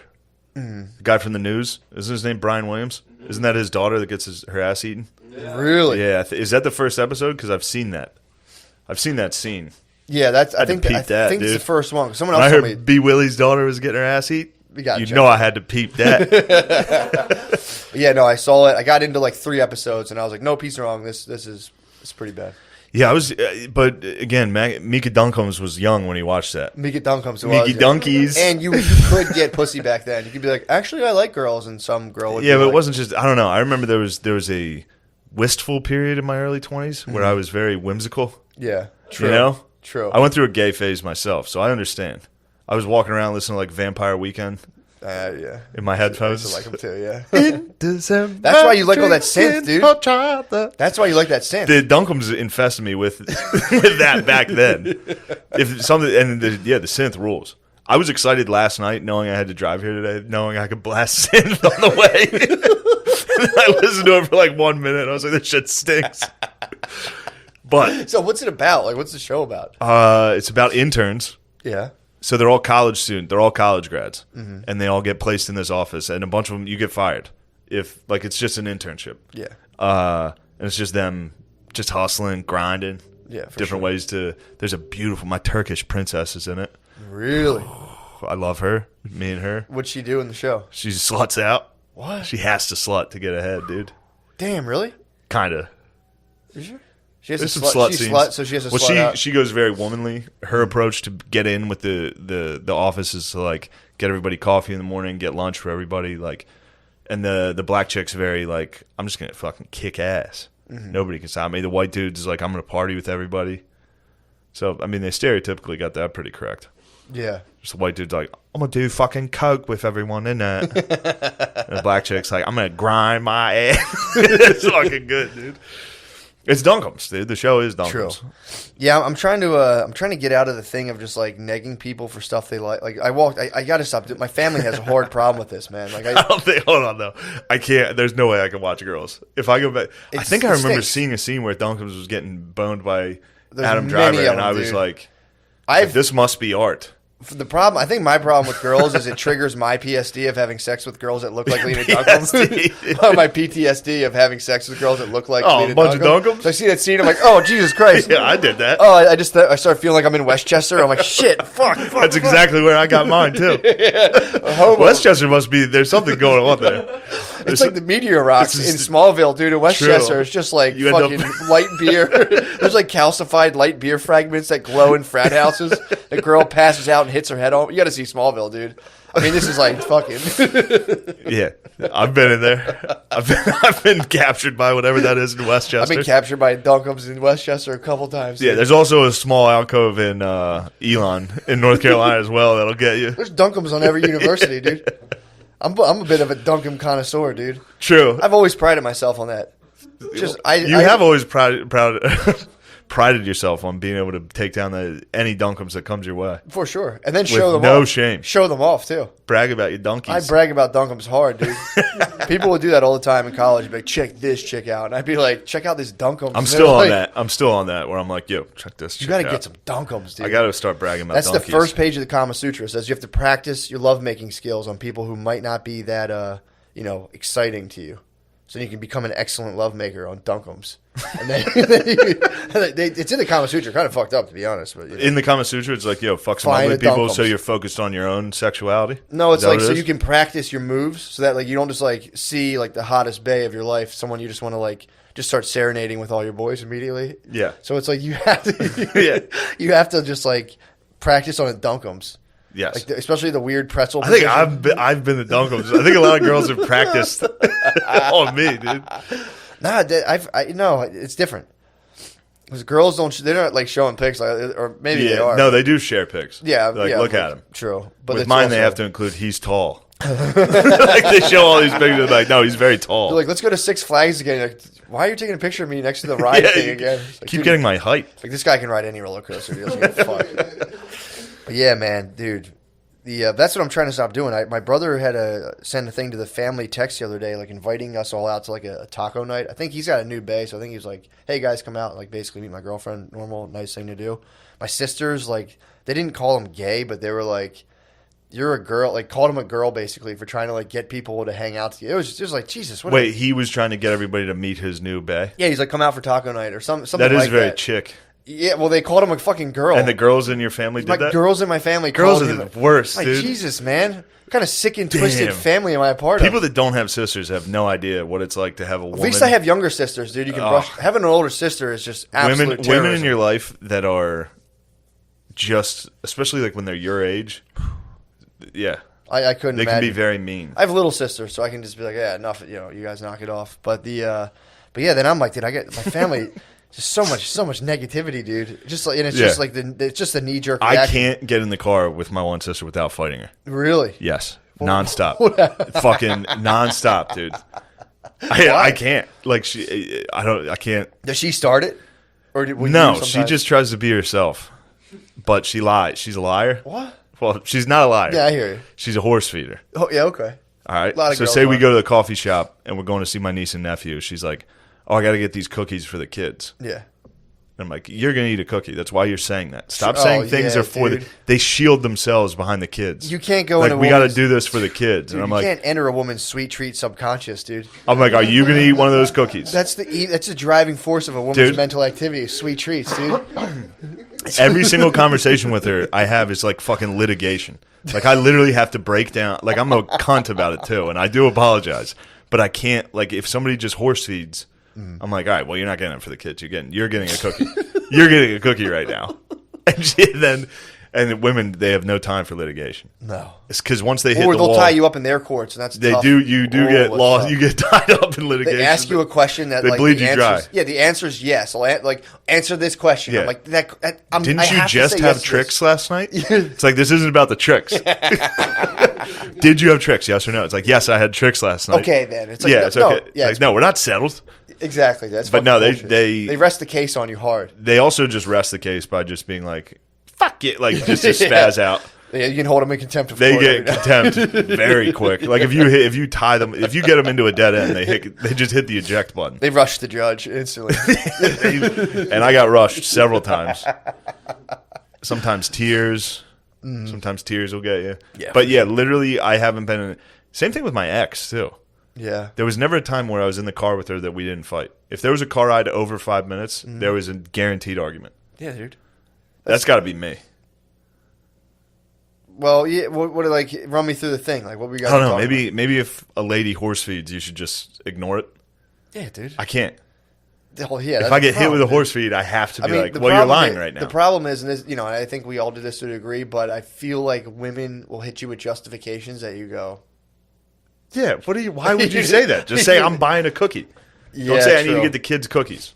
But again, dude, it all. And of course, when she got the cookies, the fucking dogs ate the cookies when we left the room. Verified the hounds ate the cookies. Yeah, they ripped up the bag. The hounds got to the cookies, and I was like, great, it's a good thing you brought those fucking cookies. What a perfect crime, dude, to eat all the cookies and like get the dogs tear the bag up. And be like, these dogs are going to be destroy sick. A paper towel. Just shit in the backyard. And like, look, that's disgusting. Just in there putting the bag in your mouth. Like. Yelling at dogs. Oh, you motherfuckers. They were for the kids. The patsies, dude. Oh. But no, she munched her cookie, and then the dogs got the kids' cookies. Look, how many types of cookies were bought this time? There were 3 chocolate chips from the Christian coffee shop I attend. And they like me there. Do they really? Yes. Coffee shop rules. I mean, they see you bringing in the big sales, dude. You're going in there. Like, I'm bringing in family members now. But were they the big guys? No, they were reasonable cookies. Okay. They weren't huge. So this is like a Spunkemeyer? Yes. About Spunkins. So no Chips Ahoy. Alina Spunkums. So not like some like Chips Ahoy little No, guy. it wasn't crazy. It was like a regular. It's about the size of an oatmeal cream pie. Okay. Ooh. An oatmeal oral cream pie. I brought my. First off, I gotta stop being mean to her. That's the problem. Yeah, you when we got there, I was like, stay in the car. You didn't want to. I'm going in the coffee because I knew there was going to be a kerfuffle. Really? I knew there was going to be. This is what I'm getting. Some sweets. I'm getting sweet treats. I was like, you got to stop eating so much sugar. Yeah. And of course, dude, who am I? That's an absolute battle, dude. And it's one of those things too, because dude, it's not even like a thing like like a control thing. Like I've seen I'm not going to be specific. I've seen bays eat like concerning amounts of sugar to the point where I'm like, dude, you're gonna die. Well, that's it. Like, it's not like I'm like Mr. fucking health. I mean, she lives with me. She sees me fucking crushed, dude. Sees you eat the trick. Sees me eat like 3 steaks and then like crazy amounts of food. That's healthy though. But I'm like, yo, sugar's bad for you? Yeah. Like, that's all. That's the extent. Like, fuck you. I didn't eat any sugar. I'm like, I just watched you get a milkshake. Yeah, man. Stop getting milkshakes. Dude. And then it's just a Dunkums battle, dude. It's 2 Dunkums. Clash of the Dunks. It's just Clash of the Dunkums in the Chevy Cruze, dude. Just battling as to who eats more sweet treats. Dude. Oh, my God. And she's got a point. And, yeah, I got to stop. Like, if one time she came out, she was with my niece and nephew. They were watching Shrek. Mm-hmm. She came out of the back room. Where she came out, Shrek was in the back with the kids. She came out while we're watching a fucking game. She comes out and she's like, "The kids want you to watch this." Did I tell you this already? No. She's like, and I'm sorry, I'm crushing her on this because I know she listens. She came out. She was like, "The kids want everybody to watch this Halloween Shrek clip. Yeah, we need to find it." And I was like, "Do the kids want us to watch this?" Fucking the 2-year-old was like, "Hey, we got to go show these guys this funny clip I just watched." Or did you like it and you want to show us? Mm-hmm. She's like, just an instant fight. I'm like, just admit you want us to see it. That's all. Say, hey, everybody, watch this clip. Yeah, it doesn't have to be the kid wants you to see this. So you're just in service of the truth. I can't stand the fucking horse feeding when it comes to just like don't. And then she would sell it. She'll sell the show. She'll be like, "It's so funny. You got to fucking see this thing." You're like, "You watch this. Wait till you see this." I'm like, "Dude, just say you want us to see it." Dude, it sounds sweet, dude. It was nice, but I need the truth. Cop up. I said, just admit you want us to watch the Shrek thing. Then the family gets involved. They're like, "Shane, shut the fuck up. Stop antagonizing your sister." And I'm like, I can't shut the fuck up. I'm like, well, I just wanted to fucking just admit it. Just admit it. And then like 10 minutes later, I'll be like, just admit it. It's not good. I got problems. No, dude. I mean, yeah, it's one of those things. Just let it go. Every woman in my life has hated me eventually. For almost this exact reason. Same here, bro. Yeah, same. It's good to get the wedding ring on that pound. Eventually, she's gonna hate me. Sick. That's a tough thing to come to grips with. The fact that like she'll. Dude, just like coming to grips with the fact that like I'm just like inherently annoying. It's tough. It's embarrassing. Tough pill to swallow. Like she'll sit there and like be in like a kind of a bad mood, and I'll just like start like moonwalk. I'll just start doing shit just to bother her. Yeah, you can't. Oh, dude, yes. That brings me to I had to give Phil a lesson on this last night. So last night before dinner, he was on his phone over the food. The food was on the island.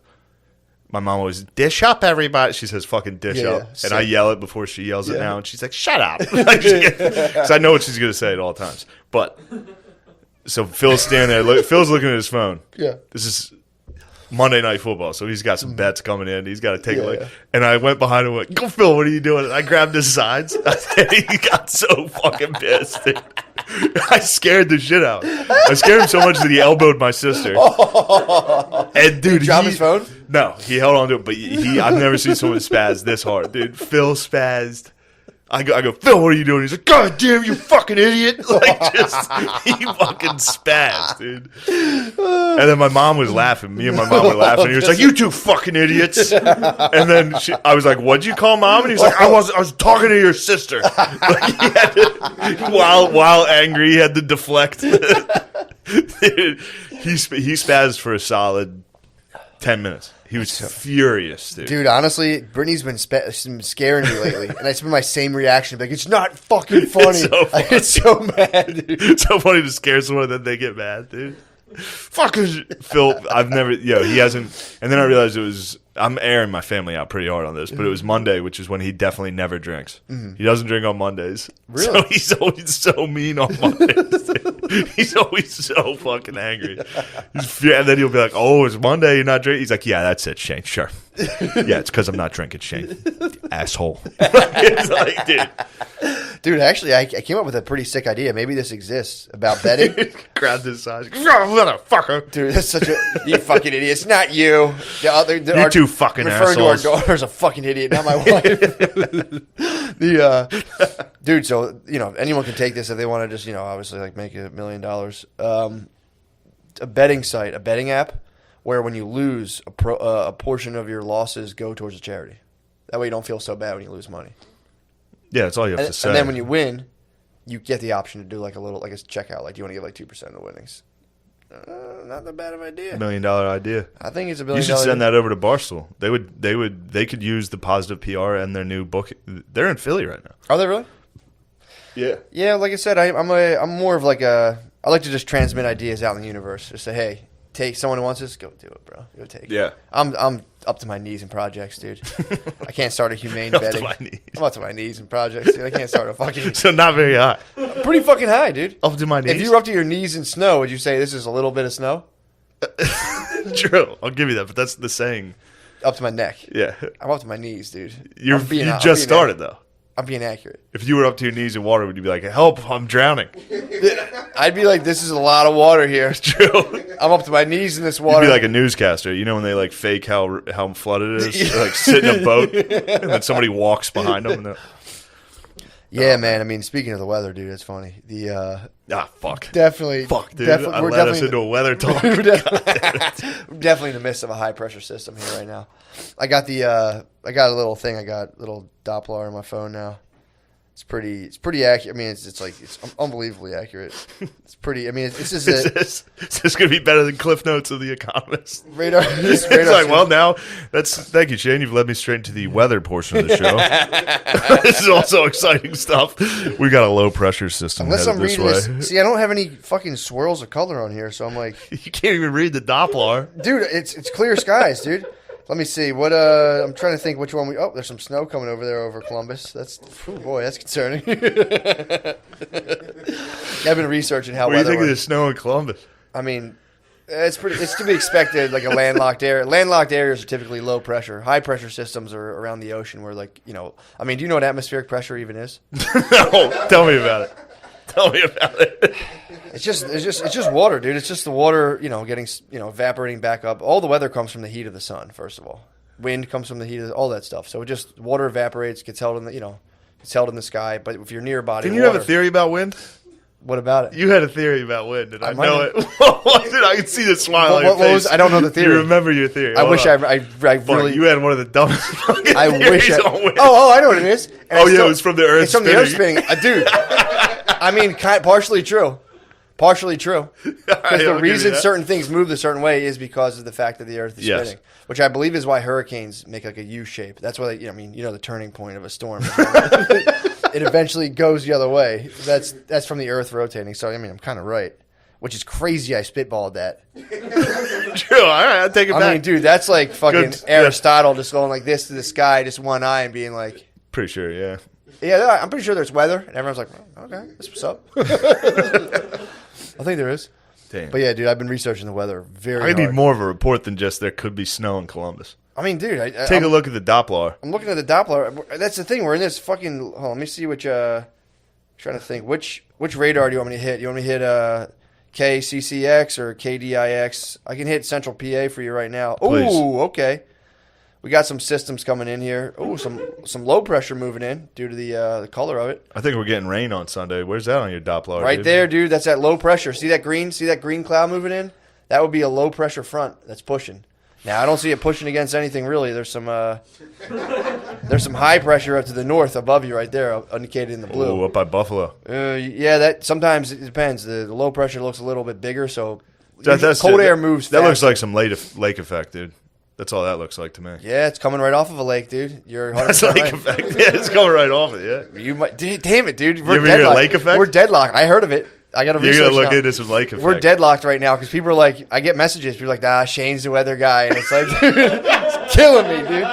Yeah, look, that just looks like some minor lake. Oh, dude. Now the lake, dude. Wait till you see what the lake effect does. I mean, I hope it doesn't get caught in like an occidental zone when the two fucking. Oh, I hate that. When the high pressure, low pressure aren't strong enough to like push each other and they stagnate. Usually lasts about 5 to 7 days, but it should clear up over the week. We should have some decent weather. But the whole point of the Economist thing was that the best, like this is like the key information. I'm like, this stuff is bullshit, dude. Yeah, well, who the fuck reads The Economist? True. Fair point. Just what cheese dick, especially our age, is reading that. True. No one you want to talk to. There is, but the cool thing is there are like, dude, there was a thing about like how hipsters are hitting the Middle East now. That was actually pretty. That was in. Hipsters are doing what? There's hipsters. Hipsters are spreading now. Oh, you mean being a hipster? I thought you meant hipsters from New York are going to fucking the Middle East. No. What? No. Only if they work for Vice. But True. No, there's a spreading phenomenon right now of people who go and get like educated abroad and come back to like I think it was even like in Sudan and like in Afghanistan. Well, they'll open like fancy coffee shops, and there was dudes who were in like a. They do love coffee over there. Well, it's just funny to me that the Taliban's eventually going to encounter hipsters and be like, "What the fuck?" Because there's dudes who are getting like their beards like neatly manicured out there and getting like cool tattoos. And you're not allowed to get. You're not get tattoos. You're not allowed to get tattoos Yeah. out there. So, dude, if we pull the troops out, Afghani hipsters are about to get fucked up, dude. They are going to get Fucked crushed. up. They're just going to make an amendment to Sharia law to be like, also, you can't be cool. You can't be fucking cool. They're pushing, dude. That's probably in Sharia law. That's you can't be that's cool. moving. The thing of hipsterism is moving globally now.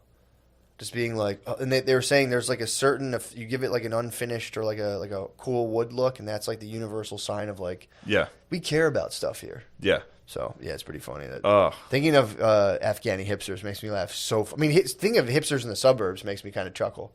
Did you ever see? There's like always lone hipsters out there, but you think about someone taken out to Afghanistan, and be like, actually, dude, I kind of like the beginning of the Quran. Like, all right, dude. Yeah, the early stuff in the Quran was pretty sad. And then just Quran actually never condemned slavery. Does the Bible condemn slavery? I was reading a thing today. I think not in the Economist. It was a I different think the New Testament probably does, but I think the New Testament. Old Testament had some rules on slavery. Did it? Yeah. How to handle business. How to handle? Yeah. Well, dude, I was reading about how to be gangster. How to be fucking. Yeah, I was that book I was reading about debt was talking about like how they used to just use basically women as like women were the first form of currency. You would just get chicks, and they were talking about in Africa and how like they were just like it wasn't even there were slaves, but they were more so like this idea of pawns. Like you would have a pawn, so like if somebody killed your brother, you'd be like, dude. You'd have a couple options but you could just be like, all right, dude, you got to give me your sister. We're never going to be even, Steven. Yeah. But your sister's going to be my pawn now. So then, like, your sister would have kids, and then all of her kids become your pawns. So they're not, like, you don't, like, own them really, but, like, they're people you get to trade in the event of, like, if you do something fucked up, if you have a bunch of pawns. Yeah, if you get a DUI, you can be like, yo, here's my nephew. Yeah, if you're drunk and you just, like, this. Cut some dude's head off on accident, and you can just be like, yo, my bad. But the problem is if you cut a dude's head off, then the brother could, so with the sister you give him, he can then turn her into a ghost wife where he'll cream pie the sister you give him. And then she'll bear a kid, and everyone tells the kid in the village is like, oh yeah, your dad's a ghost, and he was the one who cream pied your mom, and you kind of have to go avenge his death and find the guy who gave your mom basically and kill her brother. It's pretty sick. But they could get into, they get into that. They get into village wives, which just might be the funniest fucking thing in the world. Yeah. So like you talked about this. I didn't get into detail about it. They talked about the Did you tell me about the village wife? I told you about village wives. So they would have the elders. So basically, when you came up, when you were a young kid in these villages, I think it was like Calabar around that area, right? I think Nigeria. My geography is getting off the hook. I'm not being Calabar. I don't know if I've even heard of Calabar. It's a port city around. It's west coast of Africa. Dude, I'm not trying to step on geography. You can't. You can't. But they were talking about how instead of money, the whole point of the book is how did the concept of money originate? And there's this one society, what they did, you had to give people cloths or copper bars.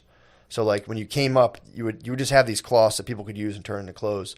But if say you needed something from someone who was older, you'd have to. There's these little rituals. You'd constantly be giving the older people cloths, and that was so. It was imagine your communion money. Yeah. But you got communion, you had to pay all the old people you knew. So what happens is eventually all the old people have all the shit. If you have stuff, then you can get wives.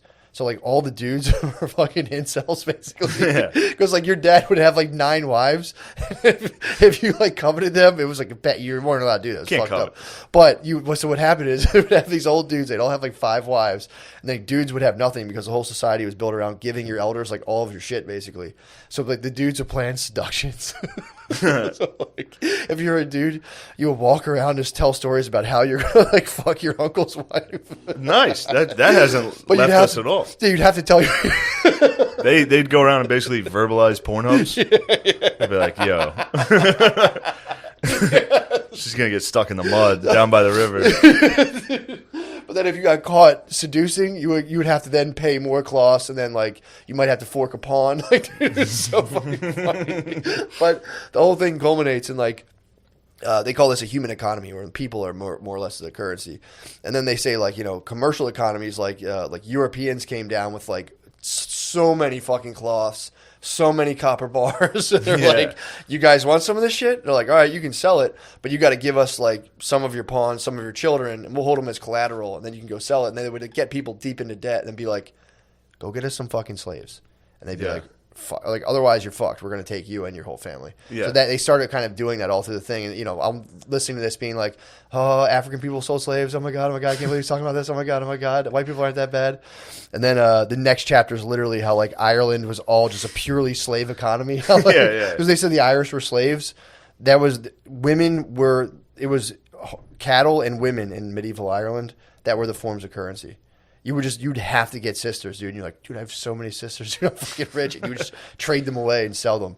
It was 3 cattle were worth, I think, a woman or so. Or, no, I think 3 women are worth 1 cat. Something crazy, dude.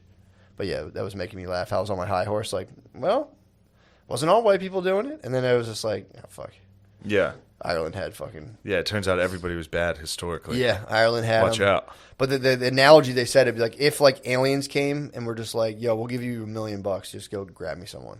It's would you deny it? Would you not do it? It's aliens with weapons you couldn't even fathom just hit you with yo, you want $1 million right now? Yeah. Go grab that dude. So people are oh, it's pretty compelling. But yeah, it was dude, that shit was pumping me up, dude. The idea of ghost wives, the village. Oh, then the whole thing was, so they had these these young dudes would just planning seductions, dude. They're just pickup artists, dude. They're out there trying to. What type of seductions? Did they give you any examples, or what did you have in mind? Well, or what would you do? I don't know. How would you seduce your aunt? I think you'd have to hoard some cloths first of all. You'd have Tell to you how you could seduce mine. How? Booze. Oh yeah. Oh well, that was that was a pretty easy one. I'm sure you could definitely apply them to something, but the thing, I think you'd have to get delicacies. You'd have to go catch a rare animal and be like, "No, did you ever try that?" Check this out. But they also spring the trap. Yeah, I mean, kidnappings were pretty common. That was a big thing. If you couldn't seduce your aunt, then you could go kidnap a woman from a rival village. So the young dudes would go to the head dude and be on a compound and be like, "Yo, we're dying. We need some pussy." And they're like, "Go fucking raid a village, you bitch. Go steal someone's daughter." And they'd be like, "All right." So they would petition, all right, you got it. Go ahead and do this.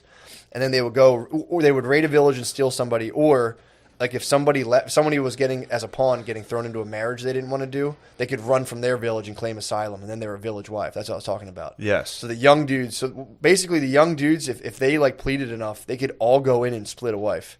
So they could build a crash pad, go steal a lady from a village, and be like, "You're the village wife," and they would just all just like 14 dudes just be fucking like boning this chick. And then they would go. They would go out during the day and be like, man, I love our wife so much. They would all go try to like hunt her the coolest stuff, and they'd all compete for like eventually. It was like The Bachelor. It literally was The Bachelor, dude. Yeah. It was The Bachelorette. Pardon me. Yeah, so they would go out and be like, oh, I love you so much. Here's this thing. And dude, it was really funny, man. Think about just you and all your boys with a crash pad and one wife. She's the best. Dude, we love her, dude. Our wife is so. I mean, that beautiful. would turn into murder. Well, hence the need for pawns. Yeah. So then they were basically saying the one anthropologist was like just telling them how like think about like dudes pussy bragging. Oh, dude. Like, yo, I fucked our wife so good last night. Like, all right, man, just take it easy. It was just 4 dudes in the woods being like, she loves me more than you. And they'd be like, she loves me the most. Damn. But yeah, man, dude, that was making just having the village wife. And then I think the kids were then the responsibility of the entire village and, blah, blah, blah. So, but yeah, dude, pawn ship rules. We got to get back into a pawn setup. It's not slavery. It's just like, you get pawns, dude. You get pawns. What do you think we could get for Noah? As a pawn? Yeah. Yeah, dudes don't really fetch a high value. No, you got any sisters? I have a younger sister. There we go. How old? No, we're just asking for economic, just for economic, just for purposes. human economy purposes. What's your Instagram? Don't say her Instagram. Don't, yeah. Please don't. Not. Please don't. Yeah, like I said, yeah, sister, good. But yeah, dudes aren't bad. It all depends. The other thing, too, is you can get a bunch of dudes, and if you want, like, a sick entourage, that's the other thing, too. You get a bunch of pawns, or you get slaves, and you wouldn't make them work or anything, but, yo, I'm going to the market today. You guys got to pump me up, dude. It's not bad. It was pretty tight. Just get hype, man. You hype, man, dude. You would just get an entourage of dudes who would you'd be like, come on, man, it's time for the market. Get hype on me, dude. like I kind of miss my family. Like, shut up, dude. Come on. But yeah, dude, that shit was making me laugh so fucking hard. This is something that I experienced. I watched Children of Men, that movie. Yeah. But in that movie, there's a scene where a bomb goes off and he's got ring in his ears, and the lady's like, "That noise you're hearing is a frequency that your ears will never be able to produce again. Whenever you have a ringing in your ear, that's what that is." And I remember one time in a car, a dude told me that. I was like, "Yeah, my fucking ears ringing." He's like, "Yeah, do you know what that is?" And he just regurgitated a line from Children of Men. You ever hear somebody give you a fact from a movie and then you see the movie later and you're like, oh, that's where he fucking... No, I've been believing this. I think so, yeah. Like in the movie Contagion, they're like, the average person touches their face once every fucking 20 seconds. Mm-hmm. I've heard people repeat that. Is it true? There's just... I don't know. But there's just certain... Like, Wes was the one, by the way, Lemaire, who told me that. We were in the car, and he said that, and I was like, damn, that's a fucking interesting fact. And then, a decade later, I'm watching a movie at 2 in the morning, like, that fucking idiot, I believed this. So wait, the thing in the movie was from a flashbang. Yeah, it was just a grenade went off, and he had a ringing in his ear. Yeah. And the lady was like, that ringing is the last time you'll ever hear that frequency. That's your eardrum. You were just having a And I was just, we were just driving, and I was like, damn, I can hear it. There's like a ringing in my ear. Yeah. Yeah. Of course you'll hear that again. What the fuck? I don't know what was going on there. But I believed it. True. He said it with some conviction. He's like, you'll never hear that exact. He's like, that's just a certain frequency that your ear won't be able to pick up again because of that buzz. Now, I don't know if that's true or not, but I know that he got the exact line from Children of Men. Yeah, but the flashbang... Whether or not Children of Men is telling the truth, I'm not sure. I mean, the flashbang makes sense because it's so fucking loud that it probably damages your hearing a little bit, so you'll probably never be able to hear that again. So is that like the sound leaving your ear to like never return? I'm not sure. Huh. I don't know the science of it because I think it's wrong. I mean, I've definitely done that before where I've taken stuff from movies and just been like, let's roll. Yeah, this is true. Let's go. Yeah. 100%. But it's always funny when you finally see the movie years later and you're like, son of a bitch. I believe that. Like, there's certain things will tell me, people will say something or say, like, it'll just stay with me forever. Mm-hmm. Like, certain things will just always, like, I'll be doing something and every time I do something, I'll think of the same thing. It's crazy. Real, like almost like a deja vu or like not deja vu, just like an OCD type. Like every single time I play FIFA, I think of the first time my friend saw me playing FIFA and what he said. Every single time I play. What did he say? He was like, "Oh, the point of this it's stupid. It makes no sense. There's no reason to remember this." But he was like, "Oh, the point of this is to drag the other team's defense out and then pass behind them." That's all he said. And now every single time I play FIFA, I think of where I was and when he said that. Pretty crazy. How long do you think about it for? 1 second, and then I'm like, why the fuck am I still thinking about the same goddamn pointless quote? That sounds torturous. There's a lot of those. I have a lot of those. Just things that pop up constantly? Yeah. That's interesting. Yeah. Yeah. I don't know. No, it's, who knows? What you're describing, I have moments like that. I can't put them into words, but I'll just be doing a thing, and I'll have a thought that's just so stupid and pointless that I'll just go like, fuck. Yeah. Fuck. Yeah, I kind of know what you're talking Tommy about. has that. Tommy, every time he puts his pants on, he thinks of you and me making fun of anybody that would roll the bottom of their jeans. Literally every time he gets ready in the morning, he's like, he'll say it to me if I'm there. He'll repeat what we said. He's like, can you imagine being the type of guy that would roll the bottom of his fucking jeans? And every time I'm like, I'm sorry. Does he roll his? He wants to roll his shoes? Yeah, he has the bottom of his jeans rolled. So he rolls every time he them. puts those pants on, he says that. Because of he heard us making fun of that. What did we make fun? I don't even remember. That. That's what I say. I'm like, I don't know if that was us. He's like, it was you. I'm pretty sure It was you. And then and now also whenever he puts cologne on, he does the same thing. I mean, dude. Well, We're like, who the fuck puts cologne on? And then one time, I'm sitting there playing FIFA thinking about my dumb friend's quote. And then Tommy's putting cologne on thinking of my dumb quote right behind me. He's like, can you imagine putting fucking cologne on? And I'm like, I'm sorry, dude. I didn't mean it.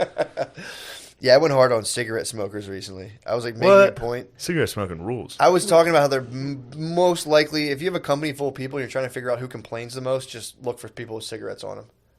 At a job, cigarette smokers are the biggest complainers. Always. Always fucking every single time, every single company, every place I've ever been at. They go outside and they're like, every fucking 5 minutes, like, every where are they cigarette at? is Like, a complaint. I need to get a cigarette. It's like, dude, just ate lunch like 4 minutes ago, man. Yeah. And I felt bad. I came down hard on cigarette smokers, but I was that making office a larger job, point. the last job I had, the office job back home I had in Yeah. Harrisburg, worked for the state. And every state work, first off, this lady was on my dick, dude. She would watch the clock when I would come in late. I'd be like 5 minutes late. That's miserable. Because I came in with my sister, who was higher up than her. Yeah. So my sister it didn't matter So when she hated got it, there. yeah. And I never said anything to my sister about, hey, I'm late, I'm getting in trouble. I was just like, I don't give a fuck at all. Yeah. And anyway, this lady, but then these dudes, they would just take cigarette breaks every hour. They would leave for 10 minutes. Yeah. I'd be like, what about them? They're like, they're allowed to do that. And I was, I'm with you on the cigarette smoking. Yeah, dude. I needed to get a dip break. You know? Fuck. Nobody gives you a dip You break. can do that in the outro. They don't, dude. They get mad if you even say it. We go outside and just a little bit. If you're like, yo, let me go dip. I need a spittoon. But that is what a crap is. A work crap. Oh, a crab. A crap at work with a dip in, dude, that's a good 45-minute crap. Oh, I think Surfing the web. I thought you were talking about crabs. What about crabs? I thought you called me King Crab. I was like, dude, I ain't a motherfucking you crab. fucking crab-looking motherfucker. Yo, You're the dude. definition of a crab. Come on, dude. You Jeezy? Dude, come on. I'm more Gucci, for real. You think you're more Gucci, man? I'm definitely more Gucci. I didn't see Jeezy's performance at all. You would have liked it.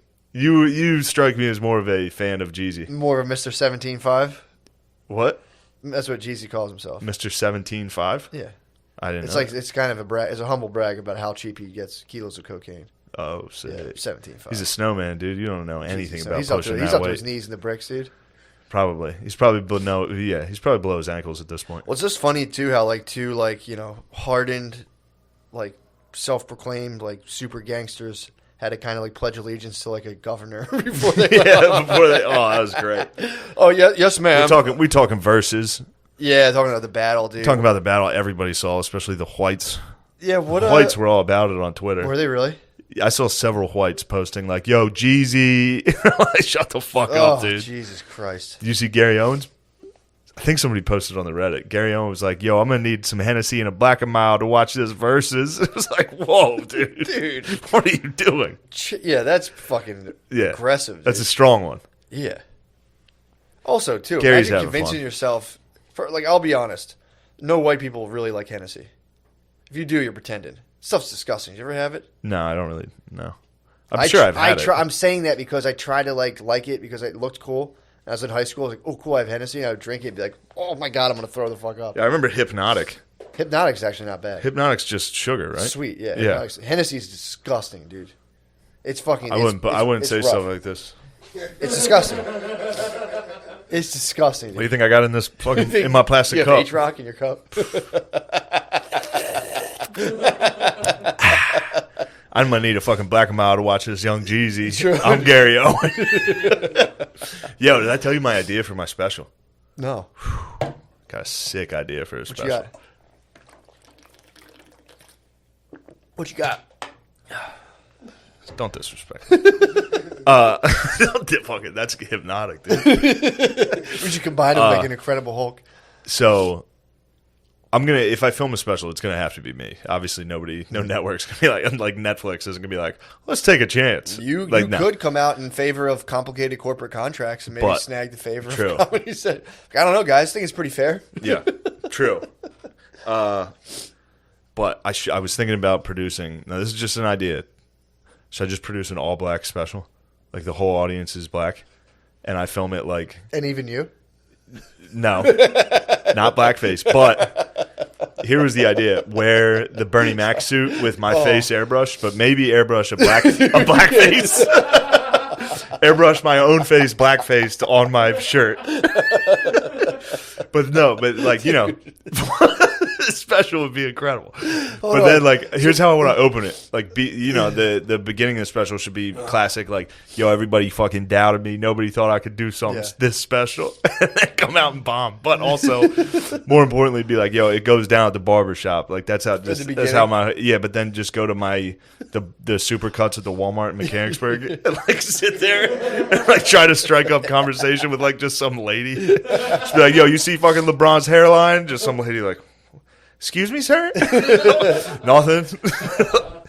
Be like, yo, it goes down at the barbershop. Oh, dude. The first fucking 15 minutes is used in the waiting room is reading, like, Esquire. Like trying to talk to people sitting there and be like, yo, you see this bullshit? Just some guy like Muhammad Ali versus Joe Frazier. Yeah, who you got? Shut up. Yeah. Shut up. What was the most historic boxing match you've ever seen? Yeah. You're like, what? Excuse me, sir? You're like, it's a good special. That'd be awesome. And then go out.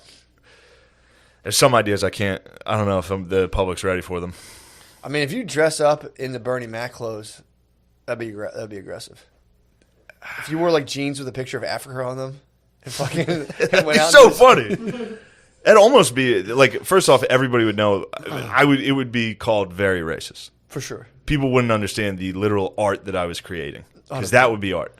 If I got out there and did like, y'all ever be eating motherfucking pussy? Just the people that were, and then like have the camera on the crowd of them being visually up like. The problem is you might crush. If I crushed, it would be the. If you had a black and mild and some H-Rock, if I got Hennessy and black and mild, you might get in your bag. That's a problem. You gotta watch out, dude. Because if you get in your bag and crushed, then if I get my bag and crushed in a pair of jeans with Africa on them and my face airbrushed, I'd be the goat. You would just become you'd be trapped in the bit. You'd be Andrew Dice Clay. Andrew Dice Clay. You'd be Randy. You think Gary's trapped in the bit? Big time, dude. Gary Owens trapped in the. He's like, yo, I'm gonna be a fucking wigger for real, and then just trapped in it forever. He is, dude. Damn, that's tough. 100%. Gary. I never. You got trapped. You might get trapped in the bit. I never thought about Gary. You'd be like Andrew Dice. You'd be 75 and be like, oh man, come on. You'd be like Andrew Dice Clay, dude. Just trapped in the bit of a Bernie Mac, a white guy doing a Bernie Mac act. That was the rule, though. I mean, reach out. You have mentors. To have him, big dude, take me under your wing. Gary? Yeah. Have him be your mentor, dude. Mentor-mentee relationship. That'd be beautiful, dude. He might be able to spin your He might be able to do a PR spin. Like, come on, y'all. Come on, y'all. It's a good idea for a special. For sure. It'd be so you could film it yourself. I would produce it. I'd produce it myself, dude. How long? What would you fill? That's the question. What would you fill the whole? Well, thing it depends how badly it goes. Which I would.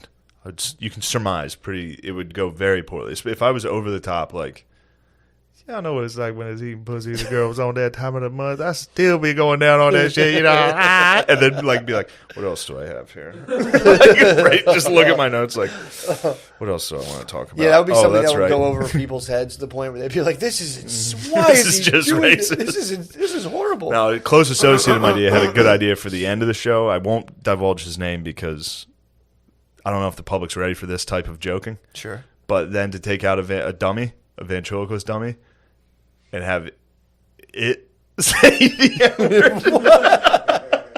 But then end it. Like, don't say it. Like, cut it. Mic drop. Cut the credits immediately. Before you even do it? Right when it's about to say it. Really? Cut straight to credits. It's a good special. That would be fucking wild. A half hour of that. I mean, you should just go all dummy then. You should just go all dummy the whole time and do all your stuff. Just break out just be like, all right, y'all not feeling that? I got something for your ass. Break out a dummy and just have it start talking shit. Dude, that would be if you went. I don't know. I don't want to. For some reason, I know it's not insulting.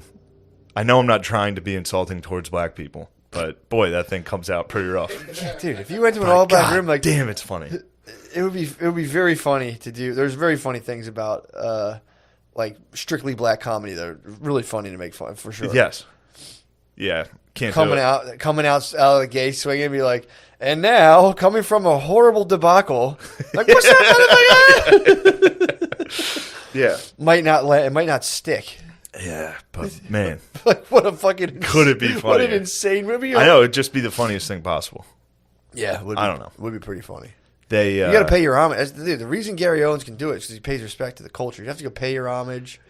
I watched Kevin Hart has a new special, and it's crazy. How was it? It's just crazy. Just like him walking, it's in his own living room.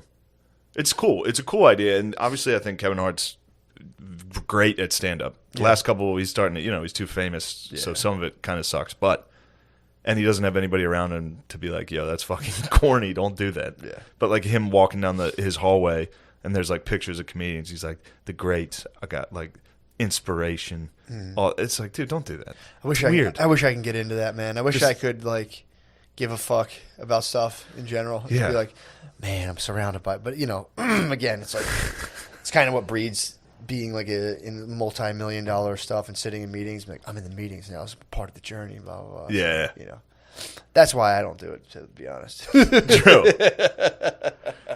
But yeah, I daydream about it. Oh, what? Everybody has that in them. I wish I could do that. I wish I could walk at the beginning of my special, point to like a picture of Louis, be like, "The fucking gods bless us." True. Like not ironically, like dude, 100%. No, 100%, picture of fucking Norm Macdonald, like inspiration, the Kings. That is in all of us. You're right about that. That 100% is. Yeah, that's why rap's popular. That's why every single person listens to rap. Like, yeah, I'm the fucking man. Yeah, it does. It plugs you into the hero's journey, dude. It's like the whole thing is when you listen to it, you're like, yeah, dude, I'm grinding too. I'm going to be great one day. Yeah. It's like, what do I have to do? It's like, just murder all of your enemies. And you're like, all right. Sell dope to pregnant women. All right, fine, I will. And then all you have to do is be remorseful later. Exactly. Yeah, that's all you got to do is, exactly. And rap. True. Heard that. Be bad and then just, say sorry. Yeah, be like, just eventually when you're 40, just wear glasses and, start a podcast. Like fucking T.I. T.I.'s been quiet, dude. What's he been up to? I don't know. I got pissed when he went at the Cannon, and I was like, yo, whoa. He talked shit on the Cannon. He came at the set, dude. Yeah, he started talking about the Cannon, and I was like, yo, whoa. Why? What did he say about Cannon? And I don't know. He was just like talking shit to Nick Cannon or something. He attacked somebody. He started, bull. He's just, I got beef with T.I., dude. Yeah. Big time beef. He doesn't want to see me on the throne, dude. T.I. would fuck you up. I would crush him, dude. T.I. would beat your ass. No, we wouldn't. If we both got to wear trench coats and go to the sit in King's in chairs. Versus? In Versus, that's what I'm talking about. Oh, first of all, I'd beat the fuck out of T.I. He weighs 120 T.I. would pounds. fuck you up. You think T.I. would beat me up? Yes. He weighs like 110 pounds. You ever see him? Matt, T.I. would tune you up, dude. What? He's tiny, dude. He's got that thing on him. Dude, the government took all of his things. The government couldn't take all of T.I.'s things. He got caught with like 20 guns and didn't go to jail. He got caught with 20 different things. And didn't go to jail, dude. How, dude? Yeah, baby. The man was snitching, bro. You think T.I.'s a snitch? Yes, dude. Yo, I wouldn't put that on. I'm putting it out there. Don't put that on people's names, snitch dude. Ass, dude. Snitch ass, dude. Whoa, dude. We almost had to put credits in there. How do you get caught? What? How do you get caught with fucking 20 guns and not do any jail time? He made a song with Justin Timberlake. What do you mean? Lemaire, say that dumb thing you just said into the mic. He made a song with Justin Timberlake. That's how he got out of jail. That's how he didn't go to jail. Anytime a black guy's about to go to jail, they make a song and they don't go to jail. Give me another example. R. Kelly before the first time. When Bill Cosby. Bill Cosby. No. He made a special. Netflix has it in default. They didn't put it. What about Shine? True. You didn't make enough money. Wow. I'm sorry. Cut it. Embarrassing. Noah, scrub that out. God, the show's fucking derailed. It's over. Might as well just end it. Might as well stop forever. Where are we at? Where are we at time-wise? 1 hour? So, but yeah, no, that's. Oh, I'm doing Kansas City. Are you really? Yeah. I am going to do that show. Thought you weren't. Risky show. Why is it risky? This is the day after Thanksgiving. It's the weekend after Thanksgiving. It's just a room full of people that were just in rooms full of people. Perfect storm. And after the show, and I'm going to do a meet and greet where everyone just spits straight into my fucking mouth. Fuck yeah, dude. Everybody in there. Dude, if you did that, I'm going to get on my knees and just let everybody spit in my fucking mouth on the way out. that'd be legendary. Just have everyone walk by and just lash you. Yes. I might start. We should start getting into like what's that called in religion? I forget what. It's not like asceticism. It's like self punishment where you just whip your back. Yeah. We should end shows with letting people just like dom us. Yeah, just pick people up out of the crowd, just come on stage, just fucking. At the end, instead of a merch Peg table, your I'll ass. just be fucking. I'll have a leather mask we'll have on you with no strapped sight. up. I'll be strapped. People can just fucking flog me. Yeah, that'll be good. 'Cause Scratch my You'll body. have time, like while I'm on, you'll have time Exactly. to get set up. I'll get Get set up, get flayed. Like put your body, Yep. like you're about to just be flayed. pink tied. I was like, Oh, I pink like tied that. over the thing, dude. And just Hog like, tied over a thing, and just have people and guests can just come by and slap your belly, yeah, slap me, smack you, pinch my fucking viscera. pinch your fucking sides. Dude, we didn't get to talk about fucking Nexium too. I watched the documentary. Well, let's talk about Nexium on the page, Let's show bro. me the page, dude. Yeah, because I got some Reagan talk too. Yes, Vanguard. Yes, Vanguard. Reagan, Nexium. That's the type of stuff we're going to talk about. Can't- Also, I shouldn't have even told you guys my idea for my special. You think so? Probably not. Get some feedback. You're pitching. Probably get some negative feedback on that. Yeah, I am going to do the Kansas City show. So Friday, Saturday, and Sunday. Come get COVID with us, y'all. I think it's a bad idea, but I agreed to do it, so probably going to do it. And you won't get COVID. Don't worry. Yeah, you probably. I mean, dude? Spud put me onto these videos. They're so funny, dude. The people who have tested positive for COVID and then do YouTube videos about like how embarrassed and sorry they are. It's the funniest. How they say sorry that I told people it wasn't real or something? No, not even that. These are people who have been like wearing like 10 masks, like and like not hanging out with anybody, and then they test positive and go on YouTube and they're like, "Why? I was so careful. I'm so ashamed. I don't know if people are still going to want to hang out with me." It's like because he was saying it's like embarrassing and people like look at you like you were like a Trump tard going around. So like if you're like a super lib and you get COVID, it's like a hard. Yeah, it's like being liberal and being racist. It's like, wait, that means I like Trump? What? Yeah, I can't be. I'm liberal. No, they get COVID. Yeah, they get especially when they're out celebrating, bro. They get jacked up. Well, yeah. Well, come on, man. You know that. Come on, dude. Please. Come on, man. Dude, Joe Biden's. There was a CNN thing I just read. They had this nurse on from like North Dakota or something. Mm-hmm. She was going on talking about how everybody that's dying is like furious because they still think COVID's not real, and they were she got debunked. They're like, "What the fuck are you talking about?" She came out and said she came out and basically called all of the people dying of COVID retards for. She's like, yeah, they're all conspiracy theorists, fucking Trump idiots. She was on CNN, like talking about this. Yeah, and people were like, "What the fuck are you doing?" Even if you felt that way, don't say it on the news, you weirdo. Yeah, man. Don't go on the news and be like, I think they should be FaceTiming their relatives instead of trying to debunk COVID while they're dying. Yeah. Like, let them die, you weirdo. Don't criticize them. Yeah, it's pretty fucking... Having a nurse that's like overtly political must be miserable, dude. Nurses, I would imagine... God forbid you're wearing any sort of red. She comes in, you're like, fucking idiot. Yeah. Asked for this. And you're like, what's going on? Fucking senile, dude. What are you talking about? Yeah, I bet there were a lot of conservative nurses during AIDS that hit them with the same level of you like, think so? Well, you shouldn't have been fucking gay. Yeah. Oh, true. Well, did you fuck a man? Okay. Yeah. Yeah, true. I bet there's the same. I bet you've had to deal with snippy nurses for a long time. Yeah, I'm excited to take nurses down a notch from. They're like now like Navy SEALs all of a sudden. I think they had to take a bit of a back seat when Black Lives Matter took over. Oh, yeah. Because it was there. It looked like it was going to be a hot summer for nurses. Yeah. And then they had to be like, everybody stopped clapping for us. Mm. They were getting, every day, 7 p.m., people were clapping for them in New York. Were they really? Yeah, like banging pots and shit. It's crazy. And then more pressing issues took place. True that. People started caring about lives instead of the economy. Instead of nursing. Yeah, man. I mean, dude, that's my question I want to answer, dude. People are going to brave the COVID to save the third world, dude. Oh, to get food? To not disrupt the global supply chains. Again, is that true? I don't know. Makes sense. Apparently everyone's... I've read stuff that they're about to get, like... The top stuff that comes out for government is, like, the third world is getting bodied.